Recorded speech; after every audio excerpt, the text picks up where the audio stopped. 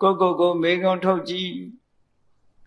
လူတိုင်းဟာဘဝရထားတယ်ကိုဘဝအရေးမှစိတ်အေးချရပြီလားဆိုတာဘဝအရေးစိတ်အေးဖို့ဘာတွေလိုအပ်တယ်လဲလို့ဘုရားမြတ်စွာကလွန်ခဲ့တဲ့နှစ်ပေါင်း2500ကနေပြီးတော့ဟောကြားထားတဲ့တရားဓမ္မတွေဘဝတစ်ခုရထားတဲ့ပုဂ္ဂိုလ်တွေဘဝအရေးစိတ်အေးဖို့ဘာတွေလုပ်ရမလဲဆိုတာမှန်ကန်တဲ့နိလန်းကိုချမှတ်ပြီးတော့ဟောပြောထားတာရှိတယ်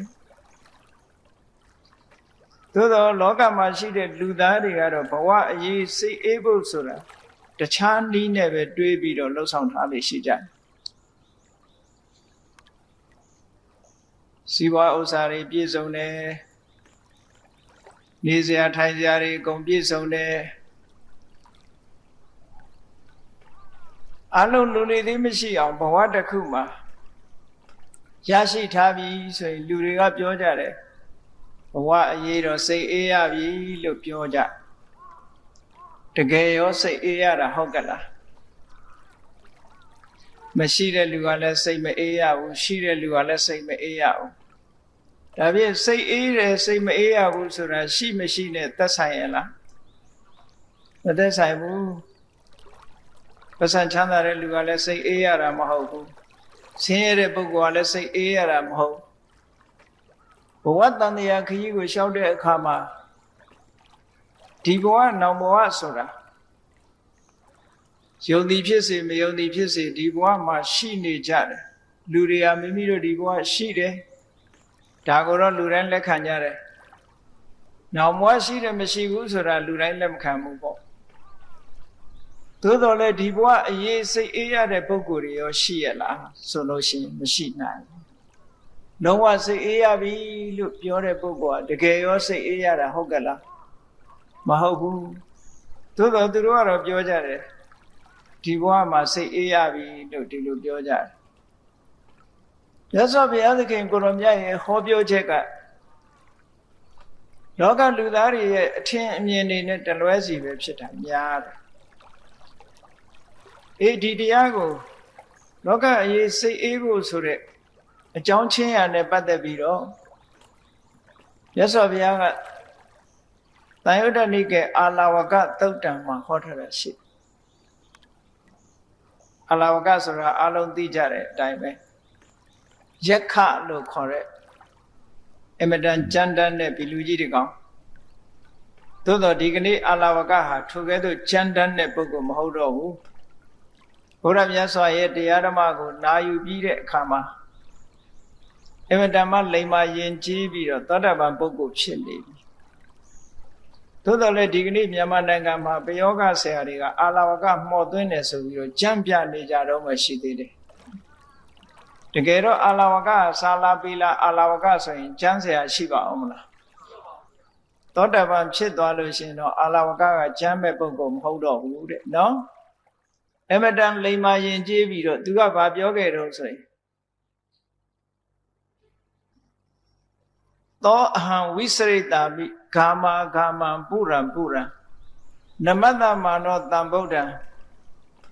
သူပြောတဲ့စကားလေးကဝိဟရိတာမိတပ္ပရာတရွာကနေတရွာတနယ်ကနေတနယ်တမြို့ကနေတမြို့မြတ်စွာဘုရားကိုလက်အုပ်ချီမိုးရှိခိုးပြီးတော့သူကသွားလာပါမယ်လို့ပြောတာဘယ်လောက်ယဉ်ကျေးလဲဆိုဟိုမြို့ဟိုရွာဟိုမြို့ဟိုနယ်ဒီနယ်လျှောက်ပြီးတော့သွားတဲ့အခါမှာဘုရားကိုယ်သာလည်းဥထိတ်ထားပြီးတော့သူသွားပါမယ်လို့ပြောတဲ့ပုဂ္ဂိုလ်တူဖြစ်နေပြီဟုတ်ကလားအမတန်လိမ္မာယဉ်ကျေးသွားပြီသို့တော့တစ်ချိန်တုန်းကတော့အမတန်မှချမ်းတမ်းတဲ့ပုဂ္ဂိုလ်ဆိုတာဟုတ်တယ်စိတ်ချမ်းကိုချမ်းအမတန်မှချမ်းတမ်းပေမဲ့လို့ဘုရားမြတ်စွာရဲ့တရားဓမ္မကိုနားလိုက်ရတဲ့အခါမှာအလွန်ကိုတိမ်မွေ့ပြီးတော့ယဉ်ကျေးသွားတဲ့ပုဂ္ဂိုလ်တူတဲ့အောင်ချင်း၈ပါးထဲမှာတွေ့ကြလိမ့်မယ်ပေါ့အာလာဝကဘီလူချွတ်ခန်းဆိုတာနော်သို့တော့ဒီအာလာဝကမြတ်စွာဘုရားကအနိုင်ရလိုက်တာလေးကိုသာပြောကြတယ် ထိုအာလဝကကမေးလို့မြတ်စွာဘုရားကဖြေခဲ့တဲ့တကယ်အနှစ်သာရပိုင်းကိုအတိနဲနေကြသေးတယ်ဒီကနေ့အနှစ်သာရပိုင်းကိုခြိကြရအောင်ထိုအနှစ်သာရပိုင်းကသာလေမိမိတို့အဖို့တန်ဖိုးရှိတယ်လို့မှတ်ထားနော်တရားနာတဲ့အခါမှာဇလန်းဇက်ွက်ကအဓိကမဟုတ်ဘူးထိုတရားဓမ္မမှာလာတဲ့လိုက်နာကျင့်သုံးเสียသင်္ကန်းစာတွေရဖို့ကအရေးမကြီးဘူးလားကိုယ့်ဘဝမှာဘဝခရီးကိုရှောက်လန်းတဲ့အခါမှာဘယ်အရာတွေကအရေးကြီးတယ်လဲဆိုတာလူတိုင်းသိနေတာပေါ့အရေးမကြီးတာတွေကိုအရေးကြီးတယ်ထင်ပြီးတော့သွားမယ်ဆိုလို့ရှိရင်နောက်ဆုံးအချိန်ရောက်တဲ့အခါမှာဒုက္ခမရောက်ပေဘူးလားဒါကြောင့်မို့လို့အရေးမကြီးတာကိုအရေးကြီးတယ်လို့မထင်ရလေအောင်မထင်မှားလေအောင်အရေးကြီးတာကိုလည်းအရေးမကြီးဘူးလို့မထင်မှားရလေအောင်အရေးကြီးတာကိုအရေးကြီးတယ်လို့သိရမယ်အရေးမကြီးတာကိုအရေးမကြီးဘူးလို့အမှန်တိုင်းသိရမယ်ထိုကဲ့သို့အမှန်တိုင်းသိဖို့အတွက်တရားဓမ္မနာယူရတယ်နာယူပြီးတော့တရားကနာယုံတက်တက်နဲ့အကျိုးရှိမှာမဟုတ်ဘူးဆေးနဲ့အလားတန်တူတယ်ဆေးဆိုတာကတောက်မှယောဂပျောက်တာ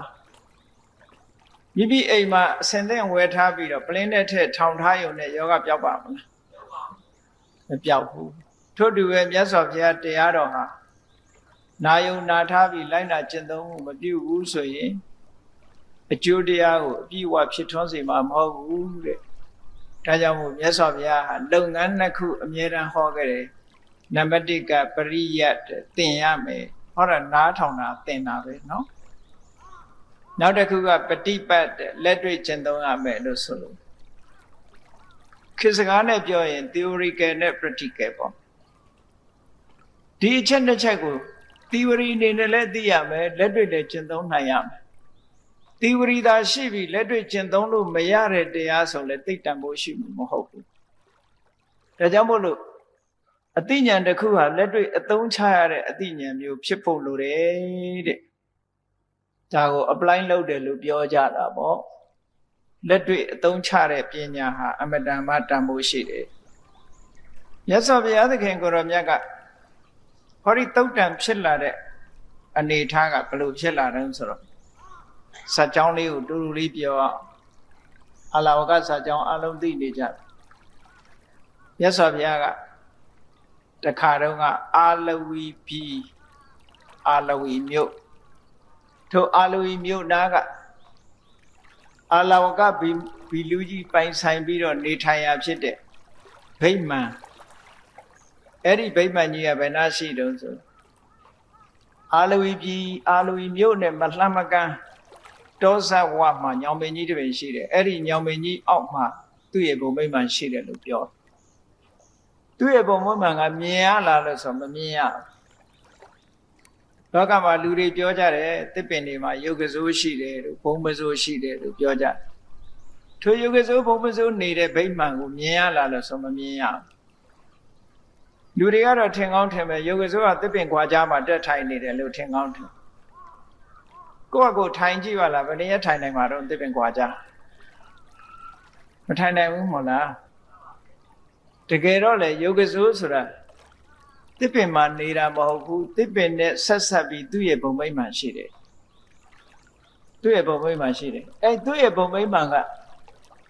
တာခဋ္ဌဗိမာန်နဲ့ရုက္ခဋ္ဌဗိမာန်လို့နှစ်မျိုးရှိတယ်တာခဋ္ဌဗိမာန်ဆိုတာသူ့ရဲ့ဘုံမိမ့်မှန်ဒီတစ်ကိုင်းနဲ့ဆက်ပြီးတော့တီးနေတယ်အဲ့ဒါတစ်ကိုင်းတွေခုတ်လိုက်လို့ရှိရင်သူ့ရဲ့အဆောက်အဦပြိုကျသွားဒါတစ်ခုတချို့ယုတ်ကစိုးတွေရဲ့ဘုံမိမ့်မှန်ကြတော့ရုက္ခဋ္ဌလို့ခေါ်တယ်တစ်ပင်ကငုတ်တူကြီးရှိနေလေသူ့ဗိမာန်မပြတ်ဘူးသူကအဲ့ဒါကြောင့်မလို့လူတွေကတော့နတ်နေကိုင်းဆိုပြီးတော့ချမ်းချမ်းထားကြတယ်လေအဲ့ဒါနတ်ဗိမာန်မပြုံအောင်လို့တစ်ခက်ကလေးကိုခြံပြီးတော့ခုတ်ကြတယ်တာခဋ္ဌဗိမာန်မျိုးကိုပြောတာတာခဋ္ဌဆိုတာတာခါဆိုတာတစ်ခက်ထဆိုတာတီးနေတာတစ်ခက်ပေါ်မှာတီးရှိနေတဲ့ဘုံမိမ့်မှန်လို့ဒီလိုပြောတယ်အဲ့တော့တစ်ခက်တွေကုံအောင်ခုတ်လိုက်လို့ရှိရင်တော့ဘုံမိမ့်မှန်ကြီးပြိုကျသွားပြီလားမှတ်ပေးအဲ့ဒီမှာယုတ်ကစိုးကနေစရာမရှိတော့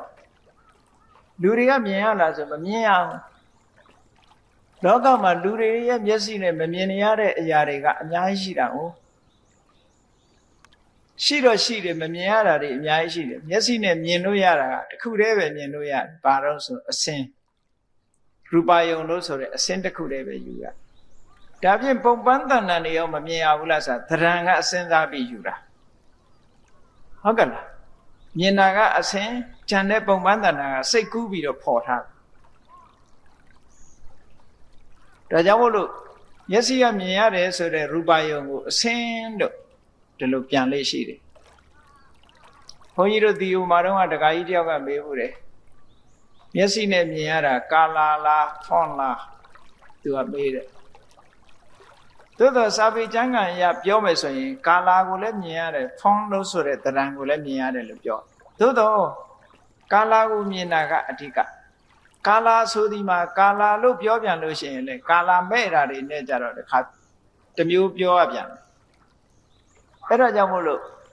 မျက်စိနဲ့မြင်ရတဲ့ဟာကို visible object လို့ဒီလိုပဲပြန်တယ်မျက်စိနဲ့မြင်ရတဲ့အစင်းလို့ဒီလိုပဲပြန်အဲ့တော့အဲ့ဒီနှစ်ခုလုံးဟာခြုံငုံပြီးတော့ဓမ္မသင်္ကတိပါဠိတော်မှာတော့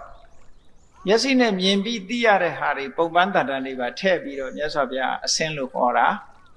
သို့တော့ရူပလို့ဆိုတဲ့အရာသည်မျက်စိနဲ့မြင်လို့ရတဲ့အရာကိုပြောတာမျက်စိနဲ့မြင်ပြီးတော့စိတ်ကူးလို့ရတဲ့အရာတွေကိုလည်းထည့်သွင်းပြီးတော့ပြောထားတယ်လို့ဒီလိုမှမျက်စိနဲ့မြင်လို့ရတဲ့အရာကိုနားနဲ့ကြားလို့ရရဲ့လားမရဘူးเนาะသူ့ဟာနဲ့သူတစ်ခုစီအဲ့တော့လူတွေရဲ့မျက်စိနဲ့မမြင်ရတဲ့အရာတွေကလောကမှာမြောက်များစွာရှိတယ်နတ်တွေရဲ့ဘုံဗိမာန်တွေကိုလည်းလူတွေကမမြင်ကြရဘူးတဲ့အဲ့ဒီတာခထဗိမာန်လို့ဆိုတဲ့တစ်ခက်ပေါ်မှာတည်ရှိနေတဲ့ဗိမာန်ကြတော့တစ်ခက်ကိုကုံအောင်ခုတ်လိုက်လို့ရှိရင်ထိုယောဂဇုံရဲ့ဘုံဗိမာန်ကြီးပျက်စီးသွားရုက္ခထဗိမာန်ကြတော့တစ်ပင်တင်းငုတ်ကျမ်းနေသေးသမျှကာလပတ်လုံးသူ့ရဲ့ဘုံဗိမာန်မပျက်စီးဘူးတဲ့ဒီလိုပြောတာလူတွေလည်းဘာထူးတော့အိမ်ဆောက်ထားတဲ့နေရာမြေပြိုကျသွားရင်အိမ်တွေမပျက်ဘူးလားအဲ့ဒီသဘောပါပဲအဲ့တော့လူတွေကမြေကြီးပေါ်နေတာဟုတ်ကဲ့လားမဟုတ်ဘူးမြေကြီးပေါ်မှာအိမ်ဆောက်ပြီးနေတာဟုတ်ကဲ့လားယောဂဇုနတ်ဆိုတာလည်းပဲတစ်ပင်ပေါ်မှာသူ့ရဲ့ဘုံဗိမာန်ပေါ်နေတာသူတို့ကြတော့ကိုယ်တိုင်လှုပ်လို့ရတဲ့အရာမဟုတ်ဘူးသူတို့ဘုံဘဝကကံပေါ်မှာမိတီးပြီးတော့နေရတယ်တဲ့ဒါကြောင့်မို့နတ်တွေရဲ့ဘဝကိုကမ္မဖလူပစီဝီကံရဲ့အကျိုးကိုသာမိတီးပြီးအသက်မွေးရတယ်လူတွေနဲ့အသက်မွေးပုံချင်းမတူဘူးတဲ့လူတွေကြတော့ဥဋ္ဌာဏဖလူပစီဝီလုံလဝိရိယပေါ်မှာမိတီးပြီးတော့အသက်မွေးရတယ်ကြိုးစားရင်ကြိုးစားသလားကံတော့ပါတယ်သို့တော့ကံနဲ့ထိုင်ဆောင်နေလို့လူဘဝမရဘူးတဲ့လုံလဝိရိယခုရတယ်နတ်ဘုံနတ်ဘဝကြတော့အဲ့လိုမဟုတ်ဘူးတဲ့အလုံးဟာကံပေးတဲ့အတိုင်းပဲထင်ရှားနေတယ်ကံကုန်ရင်တော့ဘာမှရှိမှာမဟုတ်တော့ဘူးသူတို့ဒီလိုဆွလို့လေနော်အဲ့တော့အာလောကဘီလူကြီးရဲ့ညောင်ပင်အောက်ကဗိမာန်ကြီးကလည်းပဲအေးတော်တဲ့သွားလာနေတဲ့ပုဂ္ဂိုလ်တွေအဲ့ဒီညောင်ပင်ကြီးအောင်ဝင်နားနေကြပြီမဲ့လို့ဗိမာန်ကြီးကိုမြင်ရတာမဟုတ်ဘူးသို့သောဗိမာန်ကြီးကရှိတယ်မြတ်စွာဘုရားကတရက်တော့အဲ့ဒီဗိမာန်ကြီးထဲမှာသွားပြီးသရင်သုံးနေတယ်အာလောကဘီလူကြီးကအစည်းအဝေးသွားနေတယ်သူလည်းပြန်ရောက်လာရောစိတ်တွေဆိုးတယ်စိတ်ဆိုးတယ်ဆိုဘုရားကမကြည်ညိုဘူးလေသူတို့ဇေယိုက်နဲ့ဘုရားဟောတဲ့တရားကမကိုက်ဘူးမကိုက်သည့်အတွက်ကြောင့်ကိုယ်ဘာသာဝင်မဟုတ်တော့သူစိတ်တအားဆိုးတယ်ဆိုတော့မြတ်စွာဘုရားကိုဒုက္ခအမျိုးမျိုးပေးတယ်ပေါ့နောက်ဆုံးမှာအာမတန်မန်လျှော့တဲ့အနေနဲ့သူဘာလုပ်တုံဆိုရင်သူအစွမ်းကုန်မြတ်စွာဘုရားကိုသူ့ဗိမာန်ထဲကထွက်ခွာအောင်လုပ်တယ်မရဘူးနောက်ဆုံးကြတော့သူဘာလုပ်တုံဆိုရင်အရှင်ဂေါရမသူများခွင့်မပြုတဲ့အဆောက်အဦတွေဘာဖြစ်လို့ဝင်နေရခုပဲထွက်သွားလိုက်ပါဆိုမြတ်စွာဘုရားလည်းကဲမင်းထွက်စေခြင်းထွက်တာပေါ့လို့ဆိုဟောထွက်သွားလိုက်ပါလို့ပြောတာချက်ချင်းထပြီးထွက်သွားတယ်တဲ့မြတ်စွာဘုရားသူကအဲ့ဒီတော့စဉ်းစားတယ်ဩဒီလိုတော့လွယ်သားပဲငါညတညလုံးမောင်းထုတ်တာမရဘူးပေါ့ခုထွက်သွားလိုက်ပါဆိုလွယ်လွယ်ကူကူနဲ့ထွက်သွားတာ တကယ်ပဲသူငါပြောတာလိုက်နာတာဟုတ်မဟုတ်စမ်းကြည့်အောင်ပဲဆိုရင်ကိုတော်ပြန်ဝင်ခဲ့အောင်ဆိုတော့အေးမင်းကဝင်စေခြင်းလဲဝင်တာပေါ့ကွာဆိုပြန်ဝင်လာခဲ့တယ်မြတ်စွာဘုရားအဲ့လိုနဲ့ထွက်လိုက်အောင်ဆိုထွက်သွားလိုက်ဝင်လိုက်အောင်ဆိုဝင်လာလိုက်အဲ့ဒါလို့၃ခါလောက်ထိအောင်သူကခိုင်းတယ်ဒါဖြင့်ဒီဘီလူခိုင်းတာဘုရားကဘာဖြစ်လို့လိုက်ပြီးလုံနေတာတုံးလို့ဆိုသူ့ရဲ့စိတ်ဓာတ်ကိုမြတ်စွာဘုရားခုစားနေတာအလကားလောက်တာမဟုတ်ရည်ရွယ်ချက်ရှိနဲ့လုပ်စိတ်ဆိုးနေတဲ့လူတယောက်ကိုပိုးစိတ်ဆိုးအောင်လုပ်ရင်ပို့ပြီးတော့စိတ်မဆိုးပေဘူးလားအေးသူကျင့်တတ်အောင်လို့လုပ်ပြလိုက်တဲ့အခါမှာလူကကျင့်တတ်သွားကြည့်လေကလေးလေးတွေချော့တဲ့အခါမှာအမလေးကလေးလေးတွေတခုခုနဲ့ဟိုခိုင်းမိသွားလို့ရှင်လူကြီးတွေကလှုပ်တယ်မို့လားဥပမာပဲကလထိုင်နဲ့တိုက်ပြီးလို့ကလေးလေးကနာသွားလို့အိုတယ်ဆိုရင်လူကြီးကကလထိုင်ကိုကဲတိုင်အောင်ဟဲ့ဆိုရိုက်လိုက်တဲ့အခါကျတော့ကလေးလေးကခြေနှံ့မသွားဘူးစိတ်ခုစားတာအဲ့ကလထိုင်ကရိုက်လို့ကလေးမှနာတာပျောက်ပါမလားပျောက်ဘူးဘာလောက်တာတော့စိတ်ကိုခုစားတာအခုလည်းပဲအာလဝကဘီလူကြီးသိကြမ်းတမ်းခက်ထန်နေတဲ့စိတ်လေးပျော်ပြောင်းသွားအောင်လို့ဘုရားကသူခိုင်းတာလေးလှုပ်လိုက်တယ်နောက်ဆုံးတတိယအကျင့်ခိုင်းပြီးတော့သရုတ်ထအကျင့်ရောက်တဲ့အခါကျတော့ဘလူကြီးကဒီတခါထွက်ရင်တော့ငါခြေတော်တစ်ချောင်းခိုင်းပြီးတော့ပြစ်လိုက်မယ်ဆိုပြီးတော့သူ့စိတ်ထဲမှာအဲ့လိုစိတ်ကူးမိတယ်ဒီတခါထလာရင်တော့မသက်တာဘူးခြေတော်တစ်ချောင်းဆွဲပြီးတော့ငါပြစ်မယ်လို့အဲ့ဒါလိုလဲစိတ်ကူးပြီးတော့ကိုရောဗိမာန်ထဲကထွက်သွားပါလို့ဆိုတော့မြတ်စွာဘုရားပြောတော့ငါမထွက်နိုင်ဘူးတဲ့မင်းလှုပ်ချင်တာလှုပ်တယ်ဘာဖြစ်လို့ဒီလိုပြောတော့ဆိုလို့ရှိရင်ကြည့်လေဒီကောင်မကောင်းတဲ့အကြံကြံထားတာလိုက်လို့ရှိရင်မဖြစ်တော့ဘူးဒီချိန်မှာမင်းလှုပ်ချင်တာလှုပ်လို့ဆိုတော့သူ့စိတ်ထဲမှာအဲ့ဒါဘာပေါ်လာတော့ဆိုဒီရန်ကောမှာတိတ်တကိုးကြီးတယ်စိတ်သဘောထားကြတော့လေနုညံ့သားပဲငါစိတ်အကြံနေလဲသူအကုန်သိနေဒီတခါထွက်ရင်တော့ငါကခြေထောက်နှစ်ချောင်းကင်ပြီးတော့ပြစ်မလို့စိတ်ကူးနေတယ်သူအဲ့ဒါသိတယ်အဲ့တော့ဒီလိုပုဂ္ဂိုလ်ငါစီရောက်လာတာအလဟတတော့မဖြစ်ဘူးဓမ္မနဲ့ပတ်သက်တဲ့မေးခွန်းတွေဘဝအရေးနဲ့ပတ်သက်တဲ့မေးခွန်းတွေငါမေးအောင်မယ်ငါသိချင်နေတာတွေလည်းရှိတယ်မေးခွန်းပေါင်း73ခုမေးတယ်သူကဒီမေးခွန်းတွေကသူကဘယ်ကရတာတော့လို့ဆိုလို့ရှိရင်သူမိဘတွေကအဆက်မေးခွန်းနဲ့အဖြေကိုသူ့ကိုသင်ပေးထားအဲ့ဒီမေးခွန်းနဲ့အဖြေကသူတို့ tradition လို့ပြောပါဘိုးဘွားမိဘလက်ထက်ကလေးကဒီအမေနဲ့အဖြေလေးတွေမှတ်ထားသူ့လက်ထက်ရောက်တဲ့အခါကျတော့အမေလေးတွေပဲကြံပြီးတော့အဖြေတွေပြောက်ဒီအဖြေတွေသိချင်ဟုတ်ကလားအထိမ့်သိမ့်မတက်ရင်ဒီလိုပဲပျောက်တတ်တယ်မဟုတ်လားငယ်တော့အမေဖေတွေကတင်ထားတဲ့စာလေးကြီးတော့တချို့ပျောက်သွားကြတယ်ဟုတ်လားအာလဝကကလည်းဒီတိုင်းပဲအမေဖေတွေကတင်ပေးထားတဲ့ဘဝအရေးနဲ့ပတ်သက်တဲ့မေးခွန်းနဲ့အဖြေလေးတွေကိုသူတင်ပေးထားတာငယ်ငယ်ကတင်ပေးထားတာလေးတွေပျောက်သွားတဲ့အခါကျတော့သူခေါင်းထဲမှာအမေးလေးတွေပဲကြံတော့တယ်အဖြေတွေမရှိတော့ဒါဖြင့်ဒီအမေးနဲ့အဖြေကဘယ်ရတာတော့ဒီအဖြေတွေကဘသူစီကဟာတွေတုံးလို့ဆိုဂေါရမမြတ်စွာဘုရားတဲ့အရင်ပွင့်သွားတဲ့ကတ္တဗမြတ်စွာဘုရားဟောခဲ့တဲ့ဟာလေးအဲ့ဒါတွေကိုအစဉ်ဆက်မှတ်သားလာတာကတ္တဗမြတ်စွာဘုရားအစဉ်ဆက်ဟောခဲ့တဲ့အမေးနဲ့အဖြေလေးတွေကိုသူ့ဘိုးဘွားမိဘတွေကအစဉ်ဆက်မှတ်သားလာခဲ့ပြီးတော့သူ့ထီအောင်ရောက်လာဒါပေမဲ့သူ့လက်ထက်ကျတော့အဖြေတွေပျောက်သွားဖြေတွေမေ့ကုန်အဲ့တော့သူ့စိတ်ထဲမှာသိချင်တာသိချင်တော့သူ့ဗိမာန်ပေါ်ကကြော်ဖြတ်သွားတဲ့ဇံရယသိတွေပါတယ်ဆိုလို့ရှိရင်သူကတခါတည်းသူတကူနဲ့ဇံရယသိတွေသူ့ဗိမာန်ပေါ်ဆင်းလာအောင်လုပ်ပြီးမိကုန်းတွေမေးတာပဲမဖြေနိုင်ဘူးဆိုရင်နှိပ်စက်ပြီးလွတ်လိုက်တာသူကဒါလုံနေချာသူလုံနေချာသူလိုချင်တဲ့မိကုန်းရဲ့အဖြေကိုမရဘူးဆိုသူစိတ်ဆိုးတယ်မဖြေနိုင်ကောင်းလားဆိုပြီးတော့အဲ့ဒီယသိတွေကိုနှိပ်စက်ပြီးလွတ်လက်ရှိတယ်သူကခုမြတ်စွာဘုရားနဲ့တွေ့တဲ့အခါလဲဒီမေကုန်းမေးဖို့သူစိတ်ကူးရ အဲ့ဒီမေကွန်းတွေကဘဝအရေးနဲ့ပတ်သက်လာတဲ့မေကွန်းတွေကြီးအမတန်ကြမ်းတမ်းတဲ့ဘလူကြီးတယောက်ကမေးတဲ့မေကွန်းတွေဟာဘဝနဲ့ပတ်သက်ပြီးဘလောက်တန်ဖိုးရှိသလဲဆိုတာစဉ်းစားကြည့်ဒီအမေးနဲ့အဖြေဟာလောကလူသားတွေရဲ့အမြင်နဲ့ကိုက်ချင်မှကိုက်တယ်သို့တော်တကယ်တန်ဖိုးရှိတဲ့အဖြေတွေတဲ့သူပထမဆုံးမေးလိုက်တဲ့မေကွန်းမြတ်စွာဘုရားကမြတ်စွာဘုရားကိုလျှောက်တယ်မြတ်စွာဘုရားကအေးမေးချင်တယ်ဆိုရင်မေးပါဘယ်ခါမဆိုမေးနိုင်တယ်ခွင့်ပြုလိုက်တဲ့အခါသူမေကွန်းတစ်ကိုစမေးတယ်နံပါတ်1မေကွန်းကဘာလဲလို့ဆိုရင်လောကမှာတဲ့အကောင်းဆုံးဥစ္စာဆိုတာဘာလဲဒီမေကွန်းမေးတယ်လောကလူတွေကတော့ဘာပြောကြမလဲလို့ဆိုလို့ရှိရင်ကြည့်လေ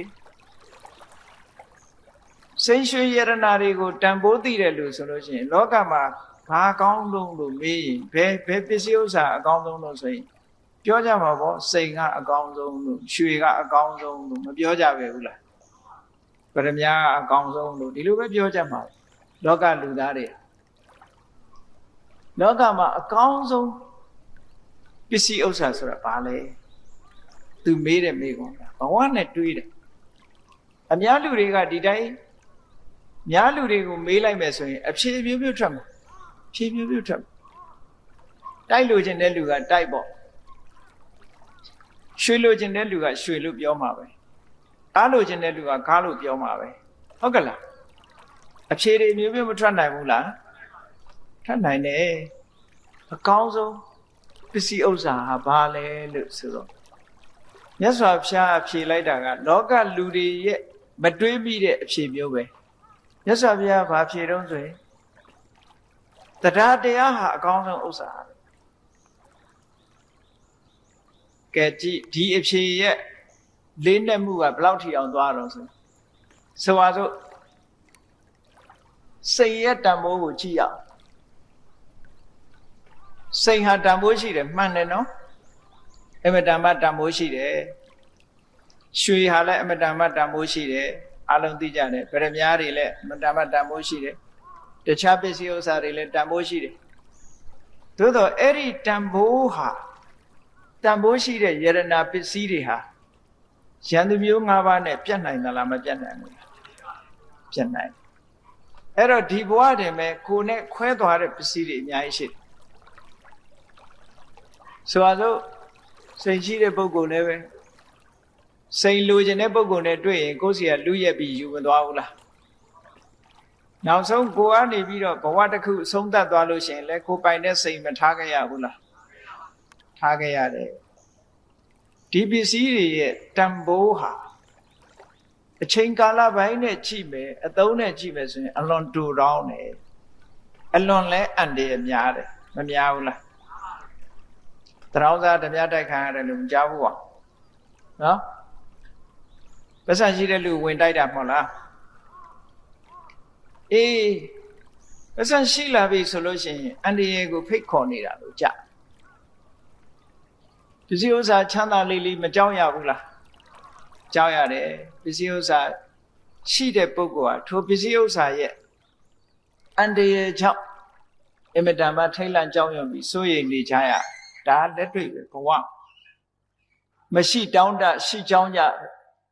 လောကရှိတဲ့ပစ္စည်းဥစ္စာတွေကမရှိတဲ့လူကတောင်းတတယ်ရှိတဲ့လူကဘာဖြစ်လဲကြောင်းကြတယ်ဆိုတာပူပန်းနေရတာကိုပြောတာတော့လေးတစ်ခါခါနဲ့မိဂန္တိတာကြီးနဲ့ဟိုအပ်ရလဲစိတ်မချဒီအပ်ထားလဲစိတ်မချနဲ့ဒီလိုဖြစ်မနေဘူးလားအဲ့တော့ဒီပစ္စည်းဥစ္စာကလူကိုအကျိုးပြုနေတာလားလူကိုနှိပ်စက်နေတာလားတကယ်ကနှိပ်စက်နေတာနော်အဲ့တော့နှိပ်စက်နေတဲ့အရာဝတ္ထုတစ်ခုကိုအကောင်းဆုံးပစ္စည်းလို့ဒီလိုနာမည်တက်လို့ဖြစ်ပါမလားမဖြစ်ဘူးဒါကြောင့်မို့အကောင်းဆုံးပစ္စည်းလို့မခေါ်နိုင်ဘူးပစ္စည်းဥစ္စာသည်လူကိုနှိပ်စက်တတ်တယ်ဖျက်ဆီးတတ်တယ်ဆိုတာမြတ်စွာဘုရားကိုယ်တိုင်ကိုယ်ကဟောထားတာရှိဟနန္တိဘောဂထုံမေတာနောစပါရခဝေတိနော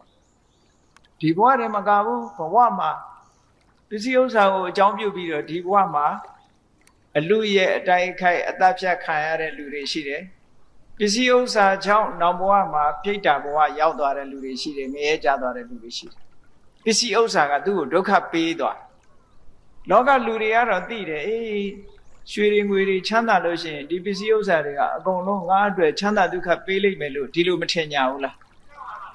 သို့တော့ချမ်းသာတယ်ပေးတာဟုတ်ကဲ့လား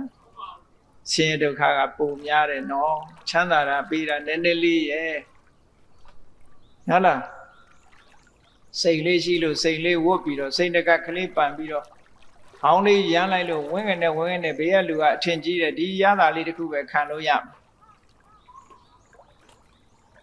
ပို့ပြီးတော့ကြောက်နေရတယ်ဟုတ်ကဲ့လားအဲ့ဒါကြောင့်မို့လို့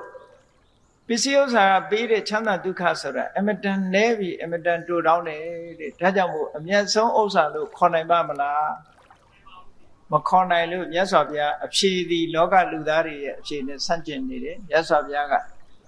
တတ္ထိတဝိတ္တံပုရိသတ္တသစ္ထံတဲ့အာလောကကြီးကမေးလိုက်တော့မြတ်စွာဘုရားအဖြေတာလောကမှာလူတွေအခုအကောင်းဆုံးဥစ္စာဆိုတာတရားတရားကိုပြောတာတဲ့ဒါဖြင့်ကောင်းပြီတရားတရားဆိုတာဘာဖြစ်လို့အကောင်းဆုံးဥစ္စာပြောတော့လောကလူတွေဟာတရားတရားမရှိရင်ဒါနကောင်းမှုလုပ်ပါမလားသီလကောစောင့်တည်ပါမလားကမ္မထံဘာဝနာရောအထုတ်ပါမလားမထုတ်ဘူးတတ္တာလို့ဆိုတဲ့စိတ်ဝင်စားမှုလေးယုံကြည်မှုလေးပေါ်မှာအခြေခံပြီးတော့လူတွေဟာဒါနကောင်းမှုလုပ်တယ်ဒါနကောင်းမှုလုပ်တဲ့ပုဂ္ဂိုလ်ဒီဘဝတန်တရားမှာချမ်းသာဒုက္ခအပြည့်ရကြတာကြည့်ဟုတ်ကဲ့လားလောကမှာတထေးကြီးဖြစ်သွားတဲ့ပုဂ္ဂိုလ်တွေဟာကြည့်ကိုယ်ဘဝကိုယ်လက်ထက်ကိုကြိုးစားလို့စီးစိမ်ဥစ္စာရလာတာမရှိဘူးမဟုတ်ရှိတယ်ဒါလည်းကံပေးမှခိုင်မြဲတယ်ဘဝမှာအလွန်ချမ်းသာတဲ့မိသားစုအိမ်ကိုရောက်လာဖို့ဆိုတာဘယ်သူကပို့တာကံပို့တာအခုလိုဒါနကောင်းမှုတရားတရားရှိခဲ့သည့်အတွက်ကြောင့်တရားတရားကပို့လိုက်တယ်လို့ပြောလို့ရဟုတ်ကဲ့လားချမ်းသာတဲ့မိသားစုအိမ်မှာလူလာဖြစ်ဖို့ရာအတွက်တရားတရားရှိခဲ့လို့ကုသိုလ်ကောင်းမှုတွေလုပ်ခဲ့သည့်အတွက်ကြောင့်ဟောတရားတရားကပို့လိုက်တာသူ့မှာပိုင်ဆိုင်တာဘာတော့ဆိုရင်တတ္ထာဆိုတဲ့ဥစ္စာပိုင်ဆိုင်တယ်တတ္ထာဆိုတဲ့ဥစ္စာပိုင်ဆိုင်လို့ရှိရင်ဇောတိကဆိုတဲ့တထေးမျိုးကြီးလည်းဖြစ်တာပဲဇောတိကတထေးကြီးဘာကြောင့်တထေးဖြစ်တုံးတတ္ထာရှိခဲ့လို့ဟိုတော့ကဇတိလတထေးကဘာကြောင့်တထေးဖြစ်တာတော့တတ္ထာရှိခဲ့လို့ဟုတ်ကဲ့လားတရားကိုအရင်တည်ထားပြီးတော့ကုသိုလ်ကောင်းမှုတွေလုပ်ခဲ့လို့ဇောတိကတို့ဇတိလတို့ပုံနာတို့ဆိုတဲ့တထေးတွေဖြစ်လာရတာတဲ့ပုံနာတို့များဆိုလို့ရှိရင်ကြည့်လှူတာကနည်းနည်းရလိုက်တာကအများကြီးထွန်ထားတဲ့မြေကြီးကဲတွေအကုန်လုံးရွှေဖြစ်သွားဘယ်သူကပေးတာတော့တရားကပေးတယ်ဟောတရားပေးဒါကြောင့်မို့တရားကပေးတဲ့ပစ္စည်းဥစ္စာဆိုလို့ရှိရင်ဖြက်လက်ဖြက်စီးလို့မရဘူးအလွန်ခိုင်ပါတယ်တရားကြောင့်ရလာတဲ့ပစ္စည်းတရားရှိနေပြီဆိုလို့ရှိရင်ဘဝတန်တရားခရီးသွားလို့ရှိရင်အမြဲတမ်းပြည့်စုံလုံလောက်နေနိုင်တယ်ဒါကြောင့်မို့တရားဆိုတဲ့ဥစ္စာပါဖို့အရေးကြီးတယ်ကျန်တဲ့ဥစ္စာအဓိကမဟုတ်ဘူးတရားဆိုတဲ့ဥစ္စာကိုတခိုးတည်းများကလည်းလူယူတိုက်ခိုက်လို့မရဘူးတဲ့ဟုတ်ကဲ့လားတန်တရားခရီးသွားတဲ့အခါမှာတတ္တာလို့ဆိုတဲ့ဒီပစ္စည်းဥစ္စာပါသွားတဲ့ပုဂ္ဂိုလ်တယောက်ဟာလူဖြစ်ရင်လည်းအထက်တန်းနတ်ဖြစ်လို့ရှိရင်လည်းအထက်တန်းဘယ်နေရာပဲဖြစ်ဖြစ်အထက်တန်းချကြစီးစိမ်ဥစ္စာပြည့်ပြည့်ဝဝနဲ့ဖြစ်တယ်ဒါကြောင့်မို့လို့တတ္ထာဆိုတဲ့ဥစ္စာရှိရင်ခုနကစိတ်ရှိဖို့လဲဟုတ်လားမခဲရင်တော့ဘူးရွှေရှိဖို့လဲမခဲရင်တော့ဘူးတိုက်ရှိဖို့လဲမခဲရင်တော့ဘူးကားရှိဖို့လဲမခဲရင်တော့ဘူးဒါကြောင့်မို့ပြောတာအဓိကအကြောင်းကိုမြတ်စွာဘုရားကဖြေတာတတ္တိတဝိတ္တံပုရိသတ္တသစ္ထံတရားဆိုတာတကယ်ဥစ္စာဟုတ်ကဲ့လောကမှာရသမျှတန်တရားမှာမြတ်လူသမိုင်းမှာချမ်းသာခဲ့တဲ့လူတွေမှန်သမျှဟာတရားတရားအရင်ခံထားတဲ့ကံအကျိုးပေးလို့ချမ်းသာကြတာကြီးပဲကံမကောင်းအကြောင်းမလှပြီဆိုလို့ရှိရင်ဘာလို့ပျက်စီးတတ်တယ်ကံရှိတဲ့ပုဂ္ဂိုလ်မှာအောင်မြင်တယ်ဖြစ်ထွန်းတယ်လောကလူတိုင်းကြိုးစားကြတာပဲလူတိုင်းရောစီးပွားဖြစ်ခဲ့လားဖြစ်ဘူးမဖြစ်တာဘာလို့ဆိုရင်ဒီအခြေခံကွဲလွဲချက်ကလေးတွေရှိနေသေးတယ်အဲ့ဒီကွဲလွဲချက်ကြောင့်မို့လို့ဒါကိုရည်ညွှန်းပြီးတော့မြတ်စွာဘုရားကတတ္တိတဝိတ္တံတရားတရားဟာတကယ်အကောင်းဆုံးသောဥစ္စာတစ်ခုပါအဲ့တော့ဘုန်းကြီးတို့တရားချစ်ခင်သူတော်စင်ပြိဿတို့ဘဝအရေးပဲစိတ်အေးဖို့ရအတွက်ဗာပစ္စည်းစု တရားဆိုတဲ့ပစ္စည်းကိုစုအောင်ဒါဖြင့်တရားဆိုတာဘယ်လိုဟာခေါ်တာလဲလို့ဆိုကုသိုလ်ကောင်းမှုလုပ်ဖို့ရစိတ်ဝင်စားနေတာတရားယုံကြည်တာတတ်မဟုတ်ဘူးခရတရားတန်ခါယုံကြည်တယ်ကောင်းတာလုပ်ရင်ကောင်းတာဖြစ်တယ်လို့လက်ခံတယ်အဲ့ဒီလက်ခံပြီးတော့ကုသိုလ်ကောင်းမှုလုပ်ဖို့စိတ်ဝင်စားနေတာကိုတတရားလို့ခေါ်တယ်ဟုတ်ကဲ့တရားဆိုတာအဲ့ဒါကိုပြောတယ်စိတ်ဝင်စားတယ်ယုံကြည်တယ်တရားတရားမိမိစိတ်ထဲမှာဖြစ်လာတာနဲ့တပြိုင်နက်အေးဘာလို့ရကောင်းမလို့စိတ်ကလှူဖို့တန်းဖို့စိတ်ကူးလာလှူဖို့တန်းဖို့စိတ်ကူးလာတယ်သီလဆောက်တည်ဖို့ဥပုသ်ဆောင်ဖို့စိတ်ကူးလာတယ်ကမ္မထာအထုတ်ဖို့စိတ်ကူးလာတယ်အဲ့ဒီစိတ်ကူးလေးဖြစ်လာရင်ကိုယ်တဏ္ဍာမှာတရားဖြစ်ပြီလို့သာမှတ်ပြီးတော့နော်အဲ့ဒီလိုစိတ်ကူးမရသေးဘူးဆိုရင်တရားတရားမရှိဘူးလို့ပဲပြောရလှူတာတစ်ခုတည်းတင်မဟုတ်ဘူးနော်တတ္ထာဆိုတာလှူတာတစ်ခုတည်းတင်မဟုတ်ဘူးကုသိုလ်ကောင်းမှုမှာစိတ်ဝင်စားလာအခုကြည့်လေတရားပွဲသွားပြီးတော့တရားနာအောင်မှပဲဆိုတဲ့စိတ်ကူးလေးကဘယ်သူကြောင့်ပေါ်တာတော့တတ္ထာကြောင့်ပေါ်တာတတ္ထာရှိတဲ့ပုဂ္ဂိုလ်ဟာတရားနာခြင်းနဲ့တဲ့သူတော်သူမြတ်ကိုစိကပ်ဖူးမြင်ခြင်းနဲ့တဲ့လှူခြင်းတန်းခြင်းနဲ့ဟောတာတတ္ထာရှိတဲ့ပုဂ္ဂိုလ်ရဲ့အင်္ဂါ၃ချက်ပဲတရားနာခြင်းနာဟာတတ္ထာကြောင့်သူတော်သူမြတ်ကိုစိကပ်ခြင်းနာလဲတတ္ထာကြောင့်လှူခြင်းတန်းခြင်းနာလဲတတ္ထာပဲလှူခြင်းတန်းခြင်းနာတစ်ခုတည်းကိုတတ္ထာခေါ်တာမဟုတ်ဘူးတဲ့ဒါကြောင့်မို့တာဝရိန္ဒနတ်ပြည်ကနတ်တွေကတေကန်နီးကြတော့သူတို့မိတ်ဆွေနတ်ကိုမှားလိုက်ကြတယ်မင်းစိတ်ကူးမလွဲနဲ့သူဂတိဘုံကိုရောက်အောင်သွားအကောင်းဆုံးသောအရာကိုရအောင်ယူအဲ့ဒီအကောင်းဆုံးသောအရာကလက်လွတ်ဆုံးရှုံးမခံနဲ့လို့စကားလေးသုံးခွန်းမှားလိုက်ကြတယ်သူဂတိဘုံကိုသွားဆိုတာလူပြေသွားလို့ပြောတာတဲ့အကောင်းဆုံးအရာကိုရအောင်ယူဆိုတာတရားတရားကိုပြောတာတဲ့အဲ့ဒီအကောင်းဆုံးသောအရာကိုလက်လွတ်ဆုံးရှုံးမခံနဲ့ဆိုတာတရားမပြည့်စေနဲ့လို့ပြောလိုက်တာဒါပဲဒါဆိုလုံလောက်ပြီဟုတ်ကလားနတ်ပြည်ရောက်ဖို့ရဟောဒီတရားတရားရှိရင်နတ်ပြည်ရောက်ဖို့ရခဲမခဲရင်တော့ကုသိုလ်ကောင်းမှုအားလုံးဟာတရားတရားရှိရင်ဘာမှမခက်တော့ဘူးဒါကိုပြောတာနော်အဲ့ဒါကြောင့်မို့လို့လောကမှာအောင်မြင်မှုကြီးပွားမှုစည်းစိမ်ဥစ္စာတွေရမှုရဲ့အခြေခံအကျဆုံးအကြောင်းတရားသည်တတ္ထာသာဖြစ်ပါတယ်တဲ့ဒါကြောင့်မို့တတ္ထာသည်အကောင်းဆုံးသောပစ္စည်းဥစ္စာလို့ဒီလိုဟောတာကျန်တာတွေကသူ့ကိုအကြောင်းပြုပြီးရလာတာမို့သူလောက်အဓိကမကြဘူးတဲ့ဒါအာလောကကြီးမေးတဲ့မေးခွန်းဟာဘဝအရေးနဲ့ပတ်သက်တာဒါကြောင့်မို့တရားချစ်ခင်သူတော်စင်ပြိဿတို့ကိုယ့်ဘဝအရေးစိတ်အေးဖို့ရအကောင်းဆုံးပစ္စည်းဥစ္စာရှာဖွေရမှာကတော့တတ္ထာပါပဲဒီတစ်ခုကိုယ်တဏ္ဍာမှာပြည့်စုံမပြည့်စုံသေးရင်ပြည့်စုံအောင်လုပ်ထားရမယ်ဘဝအရေးစိတ်အေးဖို့အတွက်ဟုတ်ကဲ့နောက်တစ်ခု तू ကမေးသေးတယ်ထပ်ပြီးတော့ကိန္တုသူစိန်တော်ဒုက္ခမာဝေတိဘာလို့ရင်ချမ်းသာမလဲလောကလူတွေကတော့မေးကြတယ်ဘာလို့ရင်ချမ်းသာမလဲဒီမင်းအယောင်းဝယ်လုပ်ပေါ့ဥယျာဉ်ဆိုင်ပေါ့ကွာမပြောဘူးလားတချို့ကပြောသေးတယ်နှလုံးထီထိုးဖို့တောင်ပြောသေးတယ်ချဲထိုးဖို့တွေရောပြခုခေတ်အဖြေတွေကဒီလိုမလာဘူးလားလာတယ်ဘာလို့ရင်ချမ်းသာမလဲဆိုတဲ့မေးခွန်းရဲ့အဖြေဘာလို့ရင်ချမ်းသာမလဲတဲ့ဘဝအရေးလောကလူသားတွေရဲ့အဖြေကအပေါ်ယံလေးကြည့်ပြီးတော့ဖြေတာဘာလို့ရင်ချမ်းသာမလို့ဒီလက်ဖိတ်ဆိုင်ဖွင့်ကွာဘာရောင်းဝယ်လုပ်ကွာချက်ထိုးကွာဒီလိုပဲပြောကြမှာပဲဟုတ်တယ်မလားရသော်ဘုရားကတော့ဘယ်လိုဖြေတော့အာလဝကရဲ့မေးဓမ္မောသူစိန်တော်ဒုက္ခမာဝေတိဓမ္မကိုကျင့်သုံးလို့ရှိရင်မင်းချမ်းသာမယ်ဟောကြည့်ရသော်ဘုရားရဲ့အဖြေနဲ့လောကလူတွေရဲ့အတွေးနဲ့ကိုက်ကလားမကိုက်ဘူး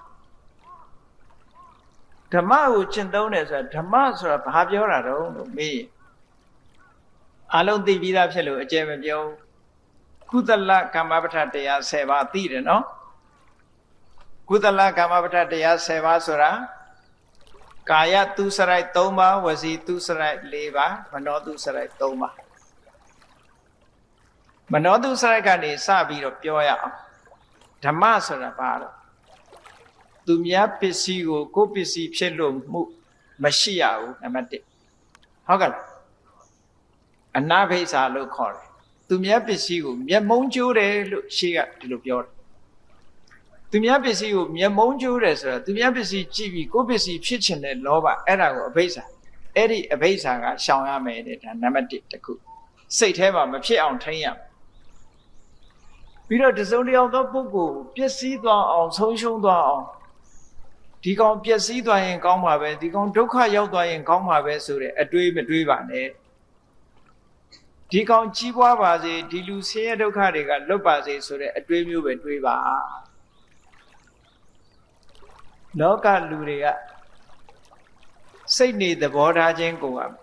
မတူဘူးမို့လားသူများပစ္စည်းကိုယ်ပစ္စည်းဖြစ်ခြင်းနဲ့စိတ်နေသဘောထားရှိတဲ့လူတွေအများကြီးရှိတယ်